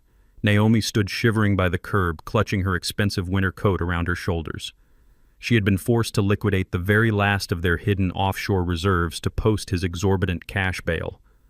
Those funds were originally intended to be their emergency parachute, a secret cache Logan had established years ago when he first began manipulating vulnerable property owners through his development firm. He had always bragged to Naomi that a smart businessman never leaves himself without an exit strategy. Now that untouchable safety net was completely gone, drained to absolute zero just to keep him out of a jail cell for one more night. They drove back to their sprawling luxury mansion in suffocating silence. The massive house, which had always been a monument to their unchecked arrogance, now felt like a very expensive tomb. Logan paced the length of their grand living room, pouring himself a glass of whiskey with hands that refused to stop shaking. The reality of their situation was a crushing, inescapable weight. The $15 million commercial loan was set to trigger its absolute default clause in exactly 24 hours. Once that deadline passed, the federal authorities would seize their assets, launch a massive fraud investigation, and officially indict them for leveraging stolen collateral. Prison was no longer a vague, distant threat. It was a concrete reality waiting for them at sunrise. Naomi sat on the edge of their velvet sofa, staring blankly at the marble floor, her mind racing through the horrific consequences of her greed. They had absolutely no capital left, no political favors to call in, and no friends willing to answer their calls after the disastrous morning news broadcast. They were completely isolated. Logan slammed his empty whiskey glass onto the marble counter, shattering it instantly. He turned to Naomi, his eyes wide with a manic, frantic desperation. "Get up and put on your best suit right now," Logan ordered, his voice cracking under the intense pressure. "We have exactly one play left, and we are going to use it." He knew that their only chance of avoiding federal prison was securing a massive immediate cash buyout to satisfy the commercial lenders before the morning deadline. There was only one man in the city possessing the sheer liquidity and the predatory reputation to acquire a failing development firm on a few hours' notice: Elliot Hayes, the ruthless billionaire who had arrived at the shack just 24 hours earlier with his fleet of black SUVs. Logan was completely unaware of Elliot's true connection to me, assuming the mogul was simply another wealthy shark looking for prime real estate. Naomi hastily dressed in a sharp-tailored suit, applying heavy makeup to hide the dark, exhausted circles under her terrified eyes. They climbed into the Porsche and sped toward the financial district, parking at the base of a towering, gleaming glass skyscraper. The corporate headquarters of Elliot's holding company dominated the city skyline, a physical manifestation of absolute financial supremacy. Logan and Naomi rode the private elevator up to the executive penthouse level, their stomachs tied in painful knots. They were escorted by silent armed security guards into a massive glass-walled boardroom overlooking the frozen city. They stood at the edge of the long mahogany table, clutching their useless portfolios, ready to hand over their entire lives for a fraction of a penny on the dollar, just to escape the crushing weight of the federal authorities.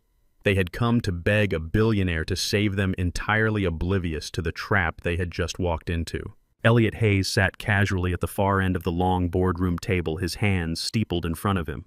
He let Logan and Naomi pitch their desperate proposal in complete, agonizing silence. Logan practically crawled on his hands and knees, offering to surrender total ownership of Mercer Developments, their luxury mansion, and all of their remaining liquid assets.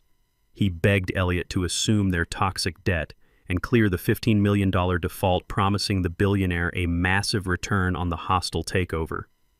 Naomi wept openly, adding her own pleas to her husband's pathetic groveling. Elliot listened to every single word, allowing them to strip away their own dignity completely. After 10 minutes of uninterrupted begging, Elliot finally leaned forward. He pulled a thick stack of buyout contracts from his leather briefcase and slid them across the polished wood. "I am perfectly willing to clear your debts and acquire your firm today," Elliot stated, his voice echoing coldly in the vast room. "However, my signature alone is not sufficient to authorize a hostile takeover of this magnitude." Elliot stood up and adjusted his suit jacket. "The final authorization can only be granted by the true chairman of the board." The massive oak doors at the rear of the executive boardroom swung inward with a heavy, resonant thud that vibrated through the polished floor. The sudden noise echoed across the sprawling glass walls, drawing Logan and Naomi's desperate gazes toward the entrance. They had come begging for salvation, expecting an older, unseen billionaire, or perhaps some faceless titan of industry who had built this towering corporate fortress. Instead, the man who stepped across the threshold completely shattered their fabricated reality. I walked into the room wearing a flawless midnight blue custom-tailored suit that draped perfectly over my shoulders.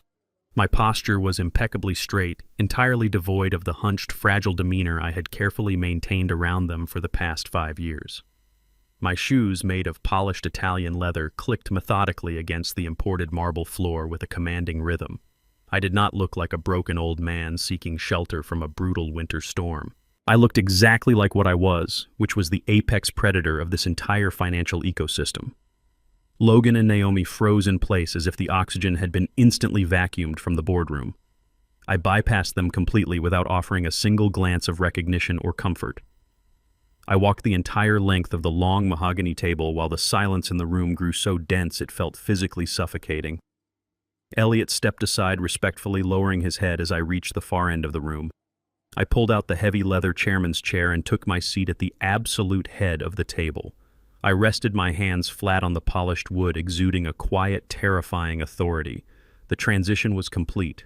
The helpless squatter they had evicted was gone forever, and the true architect of their impending destruction was finally staring them dead in the eye. Logan's knees literally buckled beneath his weight.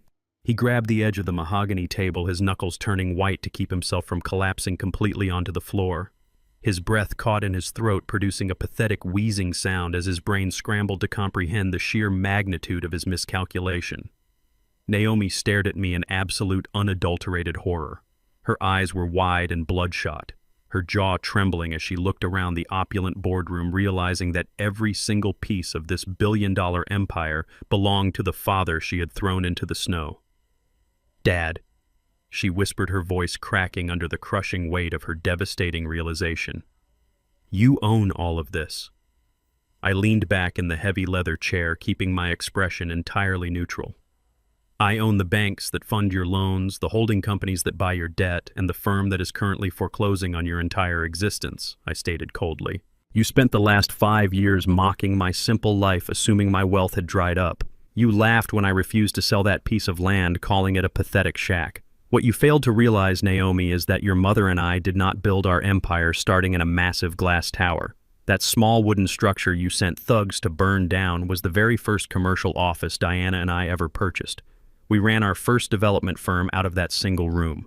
We froze in the winter and sweated in the summer, drafting the blueprints for the exact skyscrapers you are standing in right now.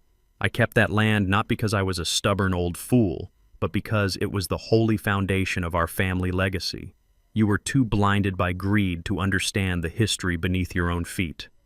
I set up the decoy accounts and the blind trust to see if you possessed even a fraction of your mother's integrity. Instead, you proved you were willing to forge documents and destroy my life for a quick payout. I opened a slim black leather folio sitting on the desk and extracted a neatly stacked legal contract.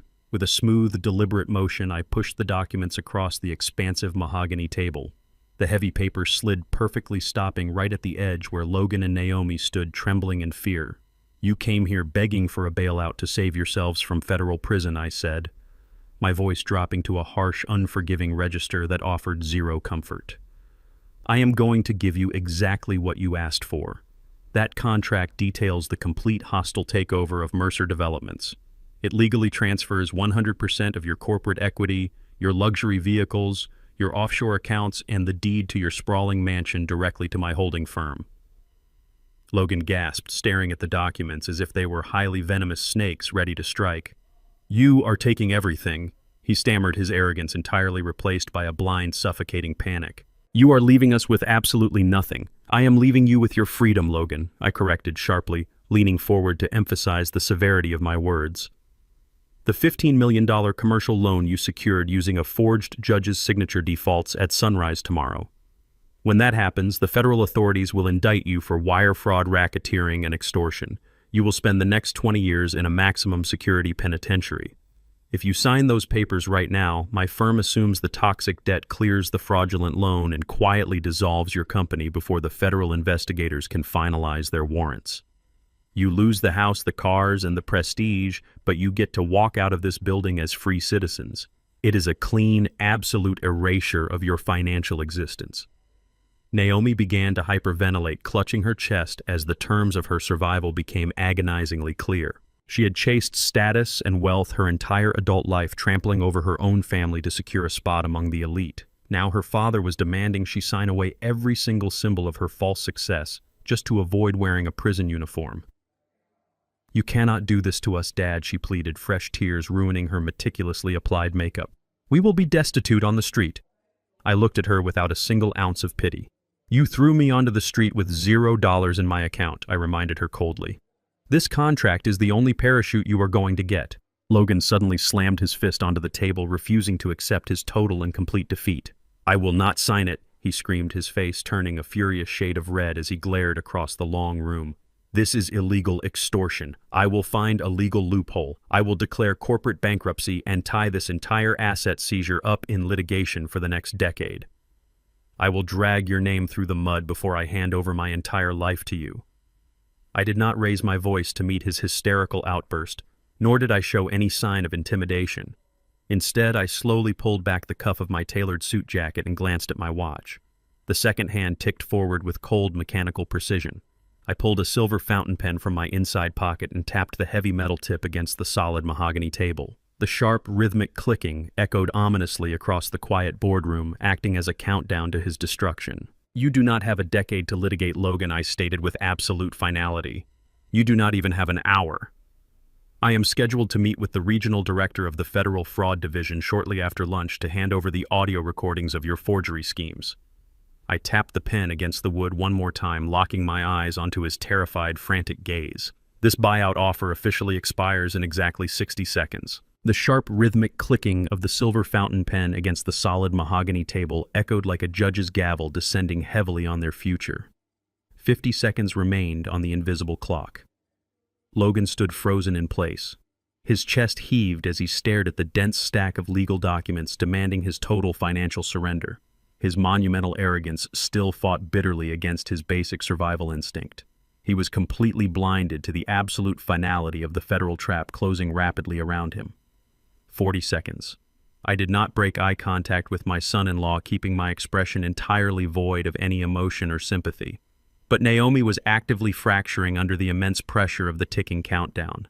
The impending reality of federal prison, the permanent loss of her elite social status, and the immediate threat of wearing steel handcuffs shattered whatever fragile loyalty she still held for her marriage.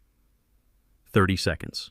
She looked desperately at Logan, waiting for him to swallow his massive pride and save them both from destruction. All she saw was a man paralyzed by his own monumental ego and rapidly shrinking leverage. 20 seconds. A guttural, terrified sob escaped Naomi's throat. She lunged forward with her hands shaking violently.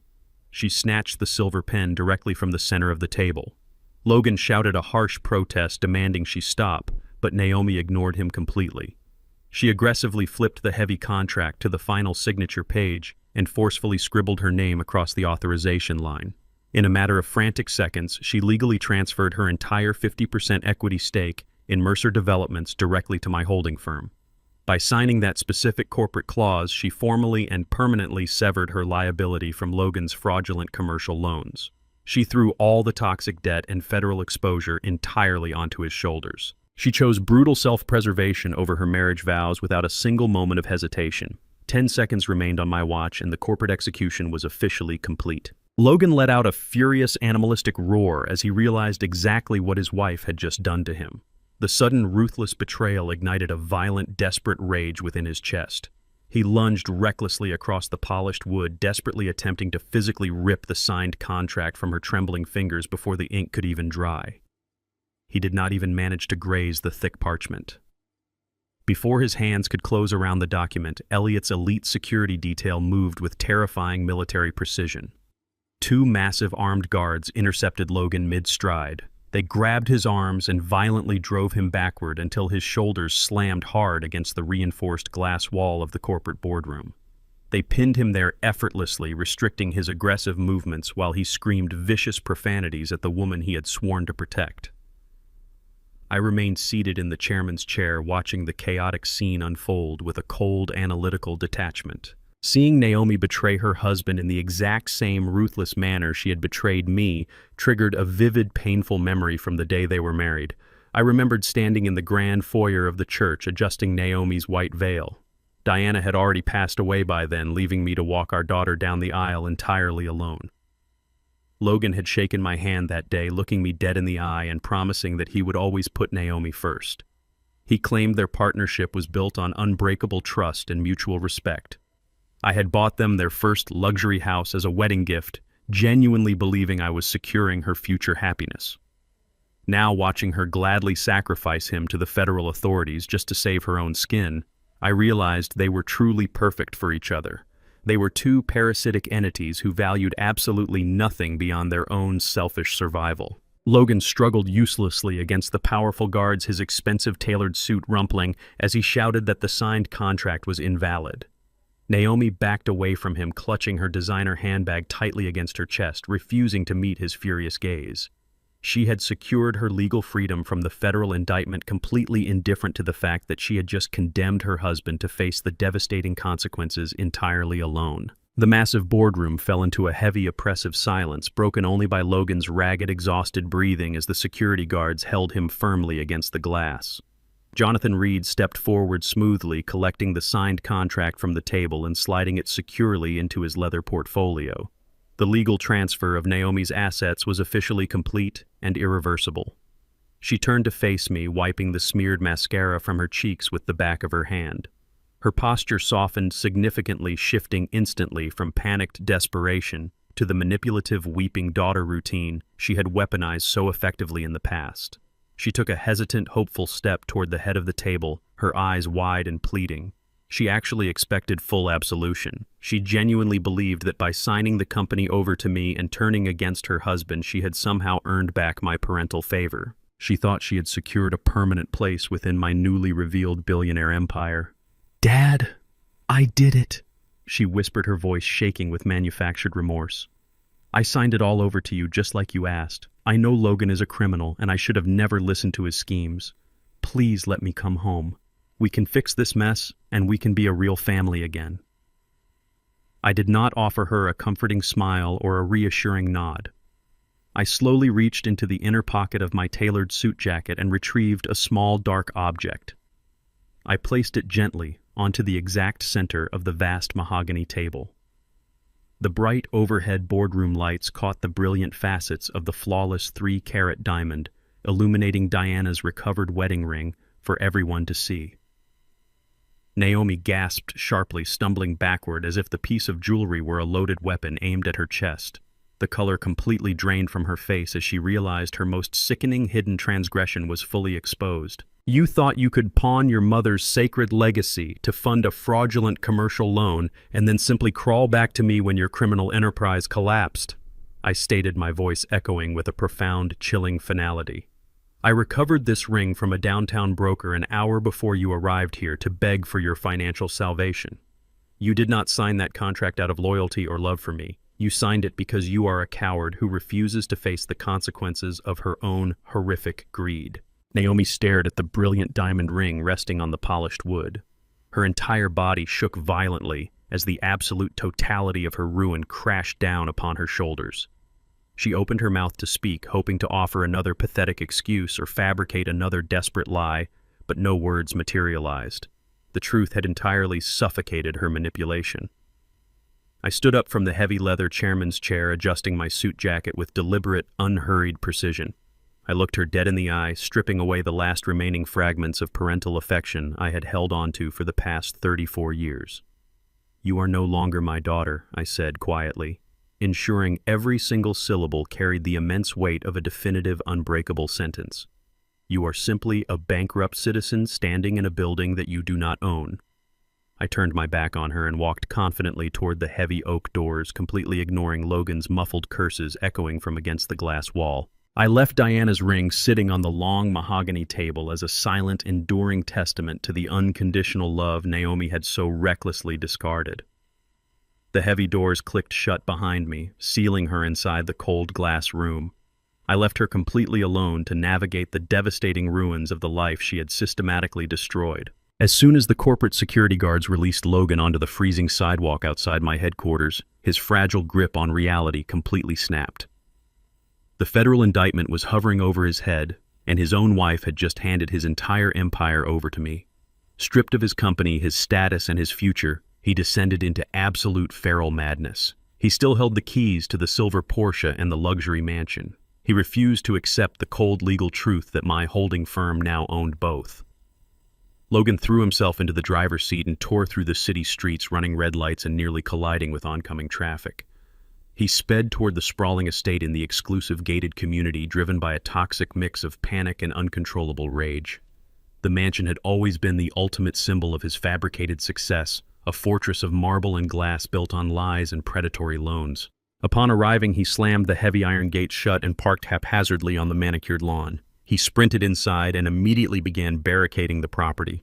He shoved heavy oak tables against the front double doors and dragged velvet sofas to block the floor-to-ceiling windows. He locked every single deadbolt, pulling down the heavy silk curtains to cast the massive house into suffocating darkness. Logan was transforming the multi-million-dollar estate into his personal bunker, completely delusional in his belief that if he could just lock the world out, the federal authorities and my legal team could not touch him. He was a cornered rat preparing for a siege in a cage he no longer even owned. I arrived at the estate 40 minutes later alongside Jonathan Reed and a convoy of local sheriff cruisers. We stepped out into the freezing wind and stood on the pristine driveway, listening to the muffled, chaotic destruction echoing from inside the barricaded house. Logan was completely losing his mind. We could hear the heavy, sickening thud of a metal golf club repeatedly smashing through custom drywall. The sharp crash of shattering crystal and breaking glass filtered through the thick walls. Through a narrow gap in the drawn curtains, I could see him violently swinging a 9-iron, obliterating a massive imported chandelier. He was staggering across the ruined living room, intentionally pouring bottles of expensive vintage red wine over the pristine white Persian carpets. He was actively destroying the luxury he had sacrificed his own soul to acquire. Listening to the violent rampage, a very distinct memory surfaced in my mind. I remembered the lavish housewarming party Logan threw when he first bought this estate 5 years ago, using money he had siphoned from his early fraudulent loans. He had walked me through this very living room, swirling a glass of expensive wine, boasting loudly about the imported Italian marble and the custom architecture. He had spent the entire evening desperately trying to prove he was a titan of industry, masking his deep-seated insecurities behind a wall of purchased prestige. Diana had always warned me that men who build their identities entirely on material possessions will eventually be crushed by them. Now the facade was literally and figuratively crashing down around him. Logan was obliterating the physical manifestation of his ego because he had absolutely nothing else left to protect. He thought destroying my newly acquired asset would somehow hurt my bottom line, completely oblivious to the fact that I viewed the property as nothing more than a minor line item on a vast corporate spreadsheet. He was systematically dismantling his own shrine, an act of pure, petulant vengeance that only highlighted the devastating depth of his failure. Every swing of that golf club was a desperate scream into a void that no longer cared about his existence. The local sheriff adjusted his heavy utility belt and signaled to his deputies to fall back and establish a rigid perimeter around the sprawling property. He turned to Jonathan and me with a grim, highly tense expression. Mr. Harper, the sheriff, stated loudly over the sound of breaking glass. The suspect has barricaded himself inside a heavily fortified structure and is actively destroying the property. He is clearly unstable and heavily armed with blunt force objects. I am classifying this as a high-risk barricade situation. I am calling in the tactical response unit to breach the front doors and extract him by force. 2 deputies immediately moved toward their cruisers to retrieve heavy battering rams and riot shields, preparing to escalate the confrontation into a violent public spectacle. I raised my hand and stepped directly in front of the sheriff, blocking his line of sight to the mansion. "Call off your tactical team, Sheriff," I commanded, keeping my voice incredibly low but vibrating with absolute unshakable authority. "You will not breach those doors, and you will not turn this neighborhood into a militarized war zone." The sheriff frowned, his face flushing with professional indignation. "With all due respect, sir, this is an active crime scene and the suspect is highly dangerous. If we do not go in with overwhelming force, he could hurt himself or my men." I shook my head slowly, maintaining my absolute composure. Sending a heavily armed tactical team through those doors is the absolute worst psychological approach, I explained analytically. Logan is a textbook narcissist currently experiencing a total collapse of his reality. If you send in a SWAT team, you are validating his delusions. You are giving him a grand dramatic stage and treating him like a formidable threat. You will make him feel important right at the exact moment he realizes he is entirely irrelevant. Men like my son-in-law do not surrender to physical force because physical force gives them something to fight against. They only surrender to the absolute silent removal of their power. The sheriff stared at me, clearly conflicted between his standard operational protocols and the undeniable truth in my assessment. I am the legal owner of this estate, and I am formally requesting permission to enter the premises completely alone, I stated firmly. Give me exactly 5 minutes. The sheriff hesitated, looking at Jonathan for legal confirmation before letting out a sharp, frustrated exhale and signaling his men to stand down. I walked away from the flashing lights of the police cruisers and climbed the wide stone steps leading to the barricaded front entrance. I bypassed the heavy double doors entirely and approached a discreet secondary service entrance used by the estate staff. Using the digital master access codes transferred to my phone during the corporate buyout, I silently unlocked the heavy deadbolt. I pushed the door open and stepped into the suffocating darkness of the ruined mansion. The air was thick with the sharp acidic smell of spilled alcohol and pulverized drywall. I walked forward completely unarmed, my footsteps crunching heavily over shattered crystal and broken porcelain. The grand living room looked like the epicenter of a localized hurricane. Slashed portraits and shredded velvet lined the hallways. I stepped over the ruins of a customized mahogany coffee table, making my presence known. Logan was standing in the center of the devastated room, panting heavily with sweat pouring down his flushed face. He spun around wildly, clutching the bent metal golf club in both hands. His eyes locked onto me, burning with a rabid, unhinged fury. Seeing me standing calmly amidst his absolute destruction triggered his final primal snap. He gripped the heavy club tightly, raising it high above his shoulder like a lethal weapon aiming directly at my head. Logan let out a primal scream that tore from the very bottom of his lungs, echoing violently against the high vaulted ceilings of the mansion. He swung the bent metal golf club with every ounce of his remaining strength. The heavy iron head sliced through the freezing air, aimed directly at my skull with lethal intent. I did not flinch, I did not blink, I did not raise my hands to protect myself. At the absolute last fraction of a second, Logan violently adjusted his trajectory, unable to cross the ultimate line into physical murder.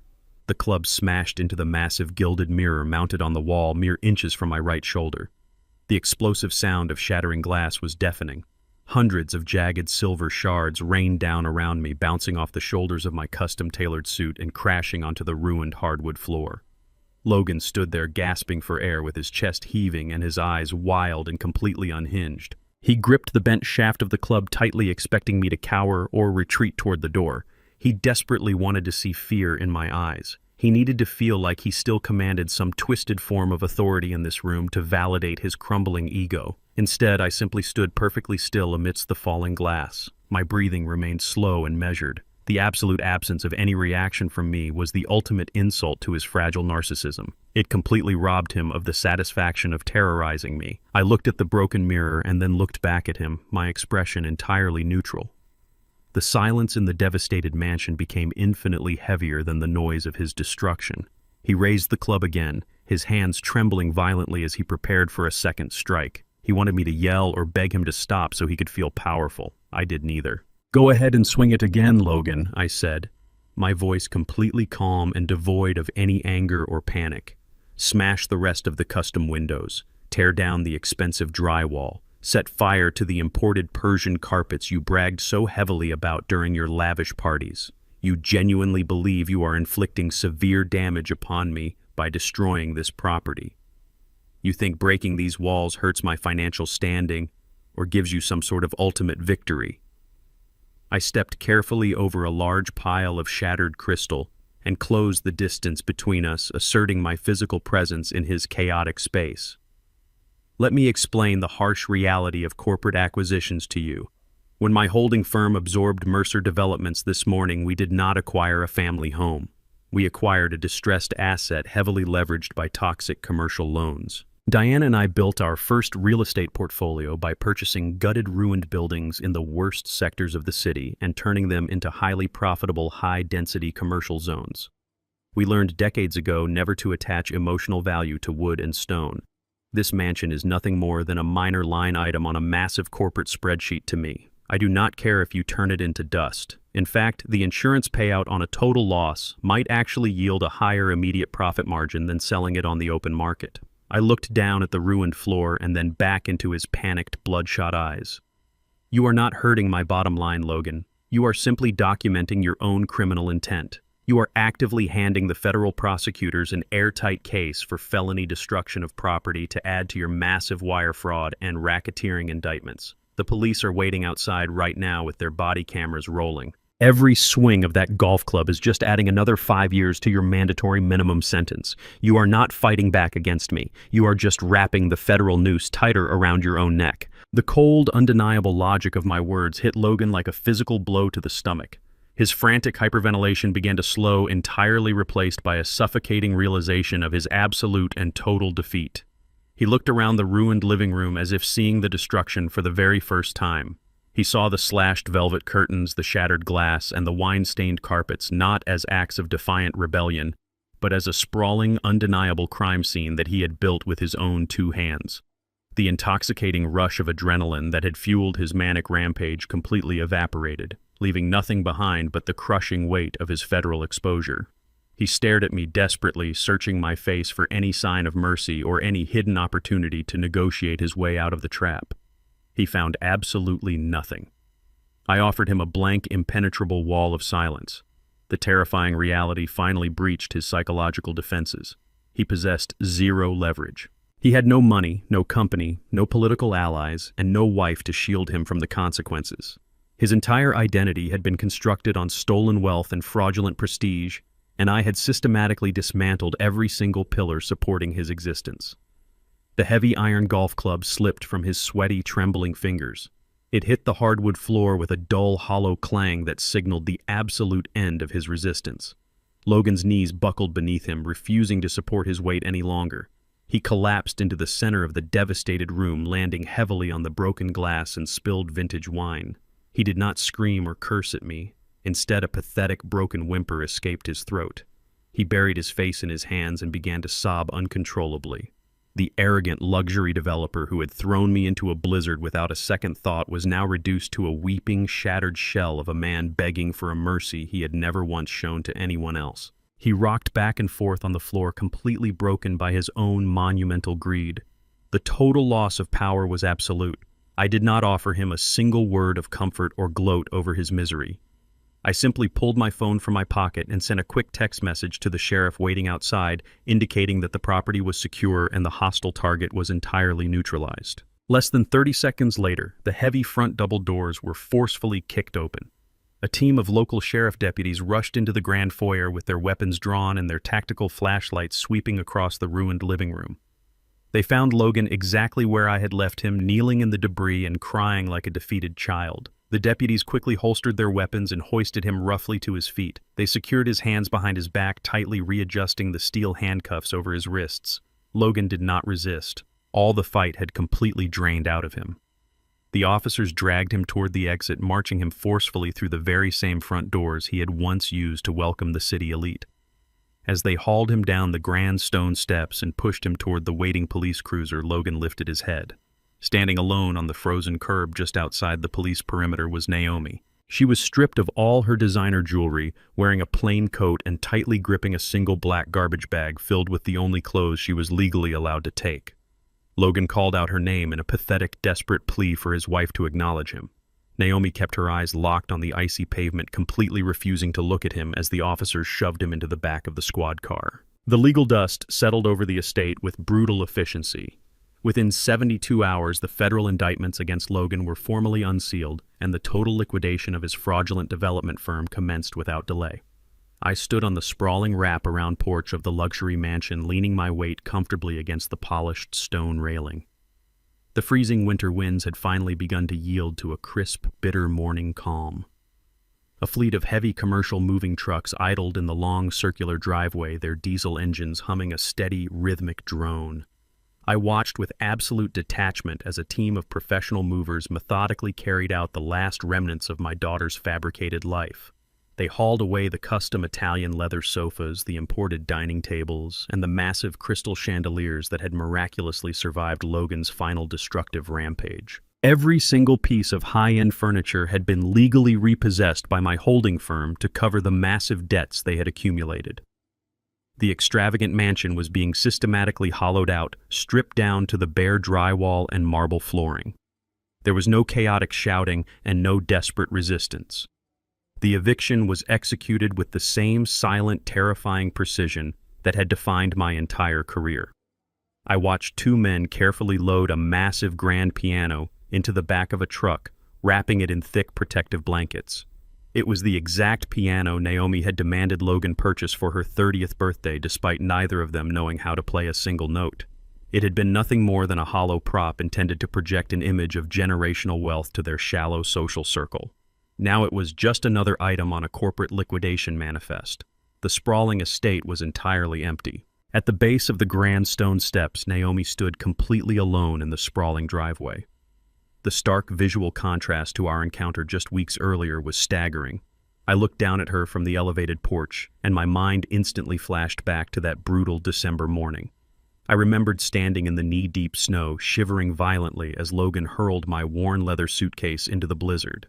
I remembered Naomi standing in the warm doorway, draped in expensive silk, casually sipping hot coffee and watching me freeze without offering a single word of defense. She had felt so incredibly powerful in that moment, completely insulated by the stolen wealth she believed was hers by right. Now the roles were entirely reversed. Naomi was standing in the slush wearing a plain gray wool coat that lacked any designer labels. Her expensive luxury vehicles had been seized by federal agents, leaving her completely stranded. She gripped a small piece of plastic in her freezing hands. It was a standard municipal bus pass. I had specifically ordered my legal team to freeze every single one of her offshore accounts, trust funds, and hidden credit lines, leaving her with a verified bank balance of exactly $0. Diana had always warned me that wealth is a magnifying glass that simply amplifies a person's true character. When Naomi was 16, she had wrecked her first car driving recklessly to a party she was forbidden to attend. I had rushed to the dealership the very next day and bought her a brand new vehicle, wanting to spare her the humiliation of taking public transportation. Diana had been furious with me, arguing that shielding Naomi from the harsh consequences of her actions would eventually cripple her ability to survive in the real world. Diana was absolutely right. My misguided generosity had fostered a crippling entitlement that Logan easily weaponized. Standing in the driveway, gripping her bus pass, Naomi was finally experiencing the unshielded reality of the world for the very first time in her adult life. The last moving truck secured its heavy metal doors and rolled slowly out of the iron gates, leaving the massive property eerily quiet. Naomi slowly turned her gaze away from the departing vehicles and looked up at me. The arrogant sneer that usually dominated her features was completely gone, eradicated by the crushing weight of her new reality. She walked hesitantly toward the base of the stone steps, her posture slumped and defeated. She did not attempt to climb the stairs to join me on the porch. She knew she no longer had the right or the clearance to enter my space. She stopped at the bottom rung, clutching her meager belongings. She looked at me with eyes that were red and hollow, drained of all the manipulative tears she had used to try and outsmart me. "Dad," she began, her voice cracking harshly in the cold morning air. "Are you finally satisfied with all of this?" She gestured weakly toward the empty mansion and the barren driveway. "You took my husband. You took my home. You took every single dollar I had to my name and humiliated me in front of the entire city." She swallowed hard, fighting back a genuine sob that threatened to break her composure completely. "I am going to have to ride a public bus to a minimum wage job just to afford food. My friends will not even answer my calls. You have completely dismantled everything I spent my entire adult life trying to build." I kept my hands resting firmly on the cold stone railing, looking down at her with an unwavering, steady gaze. I did not interrupt her or raise my voice to match her emotional instability. She needed to vocalize her despair so she could fully comprehend the totality of her defeat. "I just want to know if you are happy now," Naomi continued, her voice dropping to a raw, desperate whisper. "Are you happy that you have completely destroyed my life?" I let the silence hang in the freezing air between us, allowing the severe weight of her accusation to settle. She genuinely believed she was the victim of a ruthless, vindictive father. She still could not see the monumental scale of her own corruption. I looked at her with absolute, unwavering neutrality. I felt no anger, no sorrow, and no lingering need to rescue her from the bed she had made. "You are fundamentally misunderstanding the situation, Naomi," I replied, my voice perfectly calm and echoing clearly across the empty driveway. "I did not destroy your life. I systematically destroyed Logan's criminal enterprise and removed the toxic insulation that was suffocating your morality." I stood up straight, pulling my hands away from the cold stone railing and buttoning my tailored suit jacket. "The life you thought you were living was nothing more than a fraudulent illusion, purchased with stolen money and built on the backs of people you deemed inferior," I stated firmly. "The mansion, the luxury cars, and the elite social status were a massive lie. You have never actually lived a single day in the real world." I looked her dead in the eye, delivering the final absolute truth she needed to hear. "I didn't destroy your life, Naomi," I said quietly. "I just forced you to actually start living it." I did not wait for her to process the gravity of my words. I turned my back on her, leaving her standing alone in the freezing driveway with her bus pass.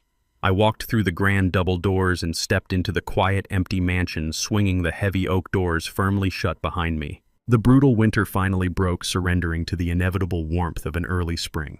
The thick blankets of freezing snow that had once served as a battlefield completely melted away, leaving behind a vibrant expanse of fresh green grass. I stood at the very edge of the property line, breathing in the crisp morning air.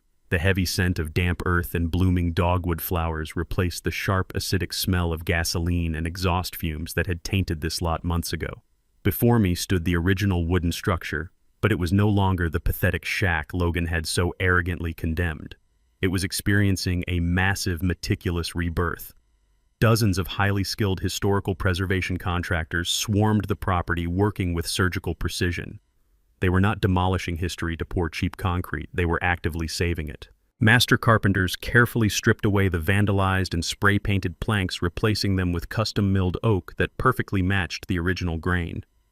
The shattered front door had been fully restored, hanging proudly on heavy forged iron hinges. The gaping broken windows were fitted with thick double-paned glass, catching the bright morning sunlight. I watched a crew of masons reassembling the old brick chimney stone by stone, reinforcing the exact fireplace where Diana and I used to warm our hands 40 years ago. The structural decay had been completely halted and reversed. The small building was no longer a rotting monument to a forgotten past. It stood tall and resilient, anchored deeply into the earth, a physical manifestation of my absolute refusal to let my family legacy be erased by greedy developers. I leaned against my sturdy wooden walking cane, feeling a profound sense of peace settle over my chest. The destructive storm had passed, and the rebuilding process was beautifully underway. A sleek black sedan pulled smoothly into the newly paved driveway, disrupting my quiet observation. The heavy door opened, and Jonathan Reed stepped out carrying his signature leather portfolio. My legal counsel looked completely out of place, standing amidst the sawdust and construction equipment, but his sharp professional demeanor remained entirely intact. He walked briskly toward me, navigating the busy work site with practiced efficiency. "Good morning, Felix," Jonathan said, offering a rare but genuine smile as he stopped beside me to admire the restored property. "The craftsmanship is truly exceptional.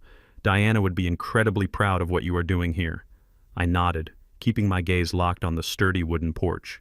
When Diana and I first bought this exact plot of land, we were completely broke. We had no capital, no institutional backing, and no powerful connections. We sat on the floor of that empty room drafting blueprints by candlelight because we could not afford to pay the electricity bill. Diana had always believed that brilliant architecture should not be a privilege reserved exclusively for the wealthy elite. She argued that beautiful, stable environments had the power to fundamentally elevate entire communities.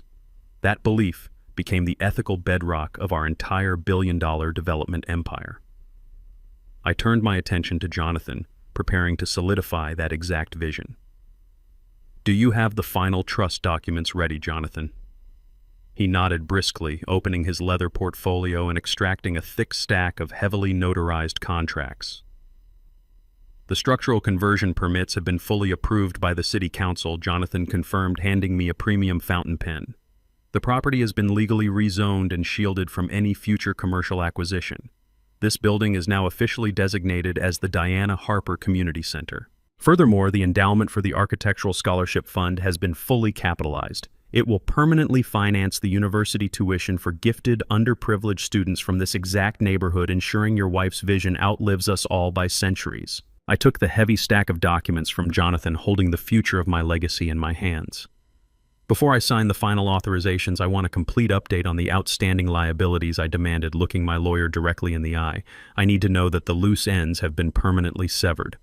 Jonathan adjusted his suit jacket, his expression instantly shifting back to ruthless legal efficiency. The federal authorities have officially closed the Mercer Developments fraud case, Jonathan reported, his voice carrying absolute finality.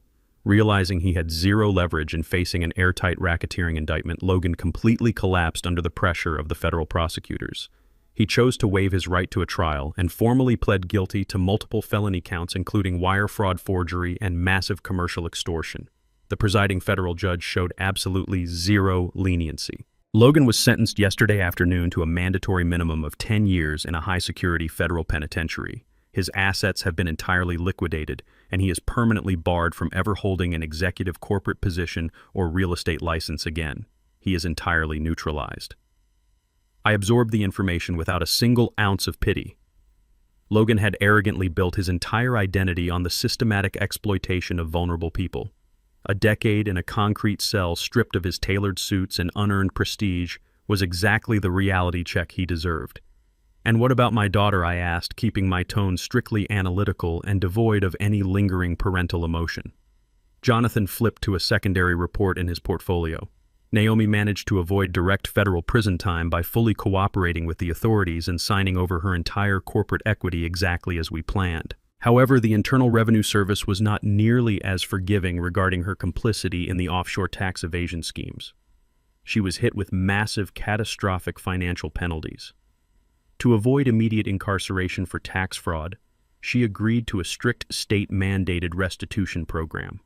Her wages are being heavily garnished to satisfy the monumental debt. Jonathan closed the portfolio with a sharp, definitive snap. She currently resides in a small rented room on the east side of the city. To satisfy her mandatory restitution payments, she was forced to take a minimum wage job. She is currently working 40 hours a week as a standard checkout cashier at a local discount grocery store. The absolute totality of her ruin was a stark, agonizing contrast to the lavish life she had so ruthlessly fought to protect. I took the silver fountain pen from Jonathan and pressed the nib against the thick parchment of the final trust documents. I signed my name with slow, deliberate strokes, permanently transferring the deed of the restored shack and the massive financial endowment into the heavily fortified Diana Harper Trust. The ink dried instantly, legally cementing my wife's legacy and ensuring that our immense wealth would be used to build futures rather than destroy them. The monumental weight I had carried since that freezing December morning finally lifted from my shoulders. The empire was secure. The silent adjustment was complete. I handed the signed documents back to Jonathan, securing the cap on the silver pen. "File these immediately and execute the scholarship disbursements by the end of the week," I instructed calmly. Jonathan nodded, sliding the papers safely into his portfolio. "Is there anything else you require today, Felix?" I looked down the freshly paved street, feeling a profound sense of quiet closure settling deeply into my bones. "Yes, Jonathan," I replied, walking slowly toward the idling black sedan. "I need you to drive me into the city right now. I have one final piece of business to attend to." The black sedan glided to a smooth halt in the cracked asphalt parking lot of a discount grocery store on the east side of the city. I stepped out of the vehicle, leaving Jonathan in the idling car, and buttoned my tailored suit jacket against the brisk spring wind. The automatic glass doors slid open with a mechanical hum, welcoming me into an environment completely devoid of luxury or prestige. Fluorescent tube lights buzzed overhead, casting a harsh, unflattering glare over the scuffed linoleum floors and crowded, narrow aisles. This was a world of strict budgets, clipped coupons, and manual labor. It was an environment my daughter had spent her entire adult life aggressively avoiding and mocking from behind the tinted windows of her luxury vehicles. I walked past a row of battered shopping carts and navigated the produce section with deliberate, unhurried steps. The sharp smell of commercial floor cleaner mixed with the scent of overripe fruit. I bypassed the imported items and the expensive organic displays, moving straight toward the simplest commodities available. I reached into a plastic green bin and selected a single perfect red apple. Its smooth skin felt cold and solid against my palm. I did not need a basket or a cart. I held the solitary piece of fruit and turned toward the checkout lanes, observing the mundane reality of the working class. Customers stood in long lines, staring exhausted at their phones or calculating their grocery totals with anxious precision. I walked past the express lanes and directed my steps toward register number 4. Standing behind the worn conveyor belt was a woman wearing a cheap, stiff polyester uniform polo shirt and a plastic name tag. It was Naomi. Her perfectly manicured nails were gone, replaced by chipped polish and raw cuticles. Her expensive salon blowout had been tied back into a frayed, messy knot to comply with the store's strict hygiene policies. She moved with a slow, mechanical exhaustion, dragging barcodes across the red laser scanner with a dull, monotonous beep. The crushing reality of 40-hour work weeks and minimum wage physical labor had entirely erased the arrogant sneer she used to wear like a crown. Watching her bag cheap canned goods for a frustrated customer triggered a profound memory from 30 years ago. I remembered walking through a much smaller grocery store with Diana holding a 4-year-old Naomi by the hand. Naomi had thrown a massive, screaming tantrum in the checkout aisle, demanding a highly expensive imported chocolate bar. I had reached for my wallet, ready to buy it just to stop the crying. Diana had instantly swatted my hand away. She knelt down, looked our daughter in the eye, and told her that throwing a tantrum earns absolutely nothing in this world. She made Naomi put the chocolate back, teaching her that rewards follow hard work, not loud demands. It took 30 years and a federal indictment for that lesson to finally take root. The customer in front of me grabbed his plastic bags and walked away, leaving the lane completely empty. I stepped forward. Naomi kept her eyes locked on the scanning glass, her shoulders slumped in total defeat. She mechanically reached out her hand to receive my item. "Hello, will you be paying with cash or card?" she recited automatically, her voice flat and devoid of any life. She raised her head, expecting to see just another anonymous customer. Her eyes locked onto my face. She froze completely. The breath hitched violently in her throat, and the barcode scanner let out an angry error beep as her hand slipped against the glass. The sheer, overwhelming shame radiated from her entire body. Naomi stood paralyzed behind the register, her eyes darting frantically between my tailored midnight blue suit and the single red apple I held in my hand.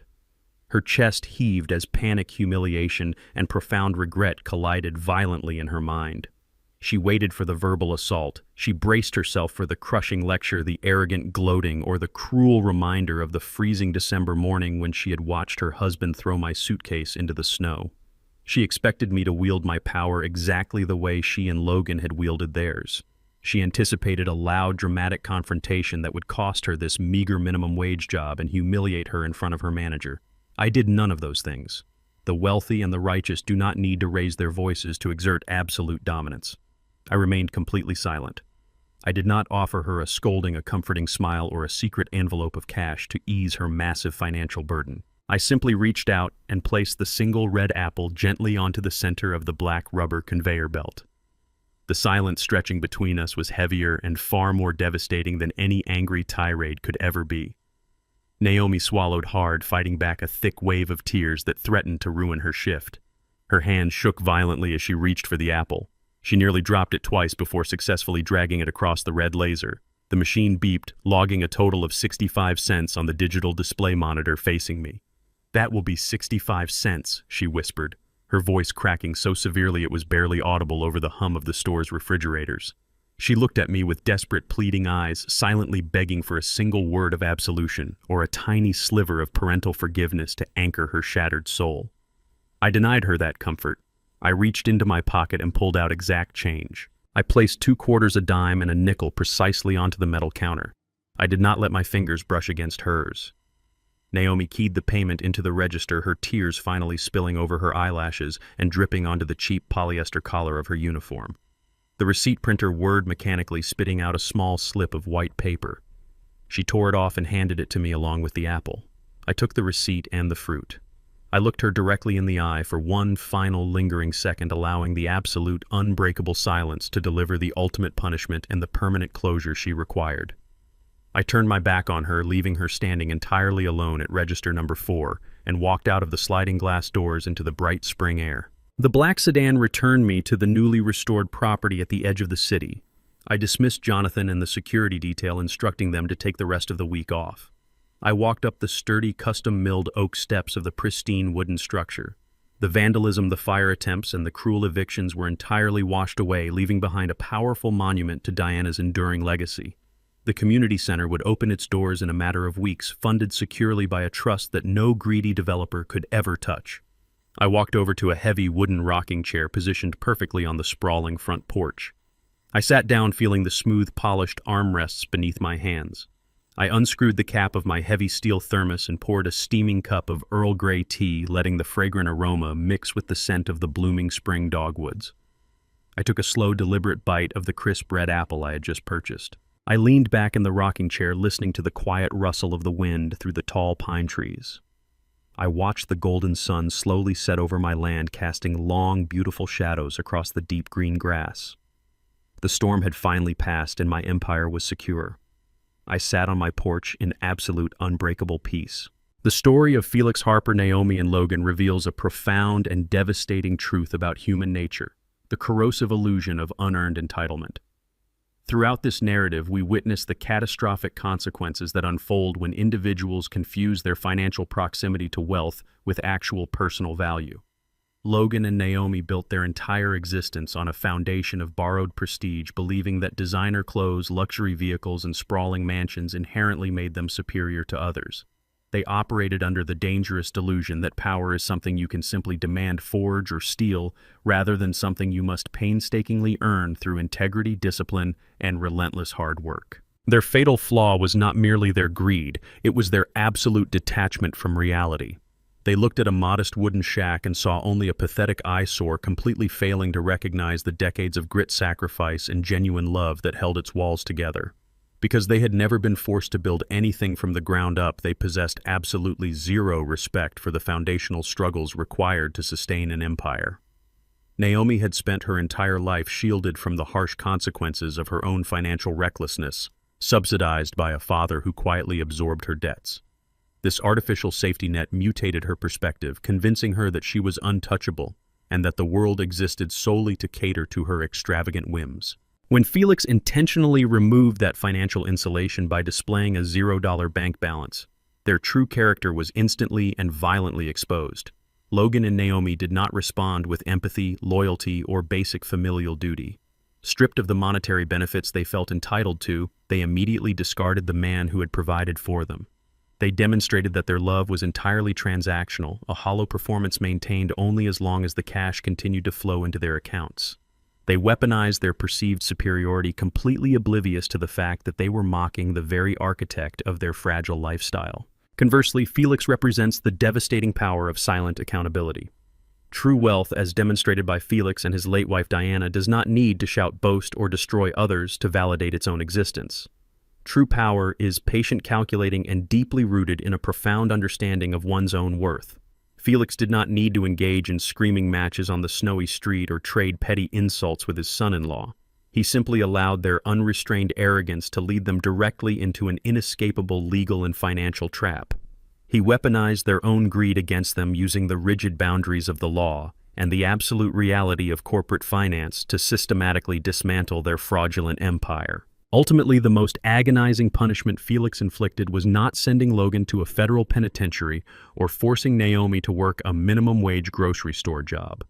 The ultimate punishment was forcing them to finally meet themselves. By stripping away their stolen wealth, their corporate titles, and their elite social standing, Felix left them with nothing but their own hollow, morally bankrupt reflections. Naomi, standing at that checkout register scanning a 65-cent apple, is the ultimate manifestation of earned consequence. She learned the brutal lesson that respect, dignity, and survival cannot be forged on a legal document. They must be earned with your own two hands. Entitlement builds glass houses, but genuine accountability builds unbreakable foundations. Have you ever witnessed someone blinded by their own unearned entitlement only to face a brutal reality check? How do you handle individuals who confuse their net worth with their actual human value? I want to hear your thoughts, experiences, and reflections on this powerful lesson. Drop your stories in the comment section below and let us build a community grounded in genuine respect, hard work, and accountability. If this story resonated with you, please hit the like button, subscribe to the channel, and share this video with someone who truly appreciates the absolute power of silent justice. Your continued support allows us to keep bringing you these incredible stories of resilience and redemption. Thank you so much for watching our video today, and always remember to protect your peace.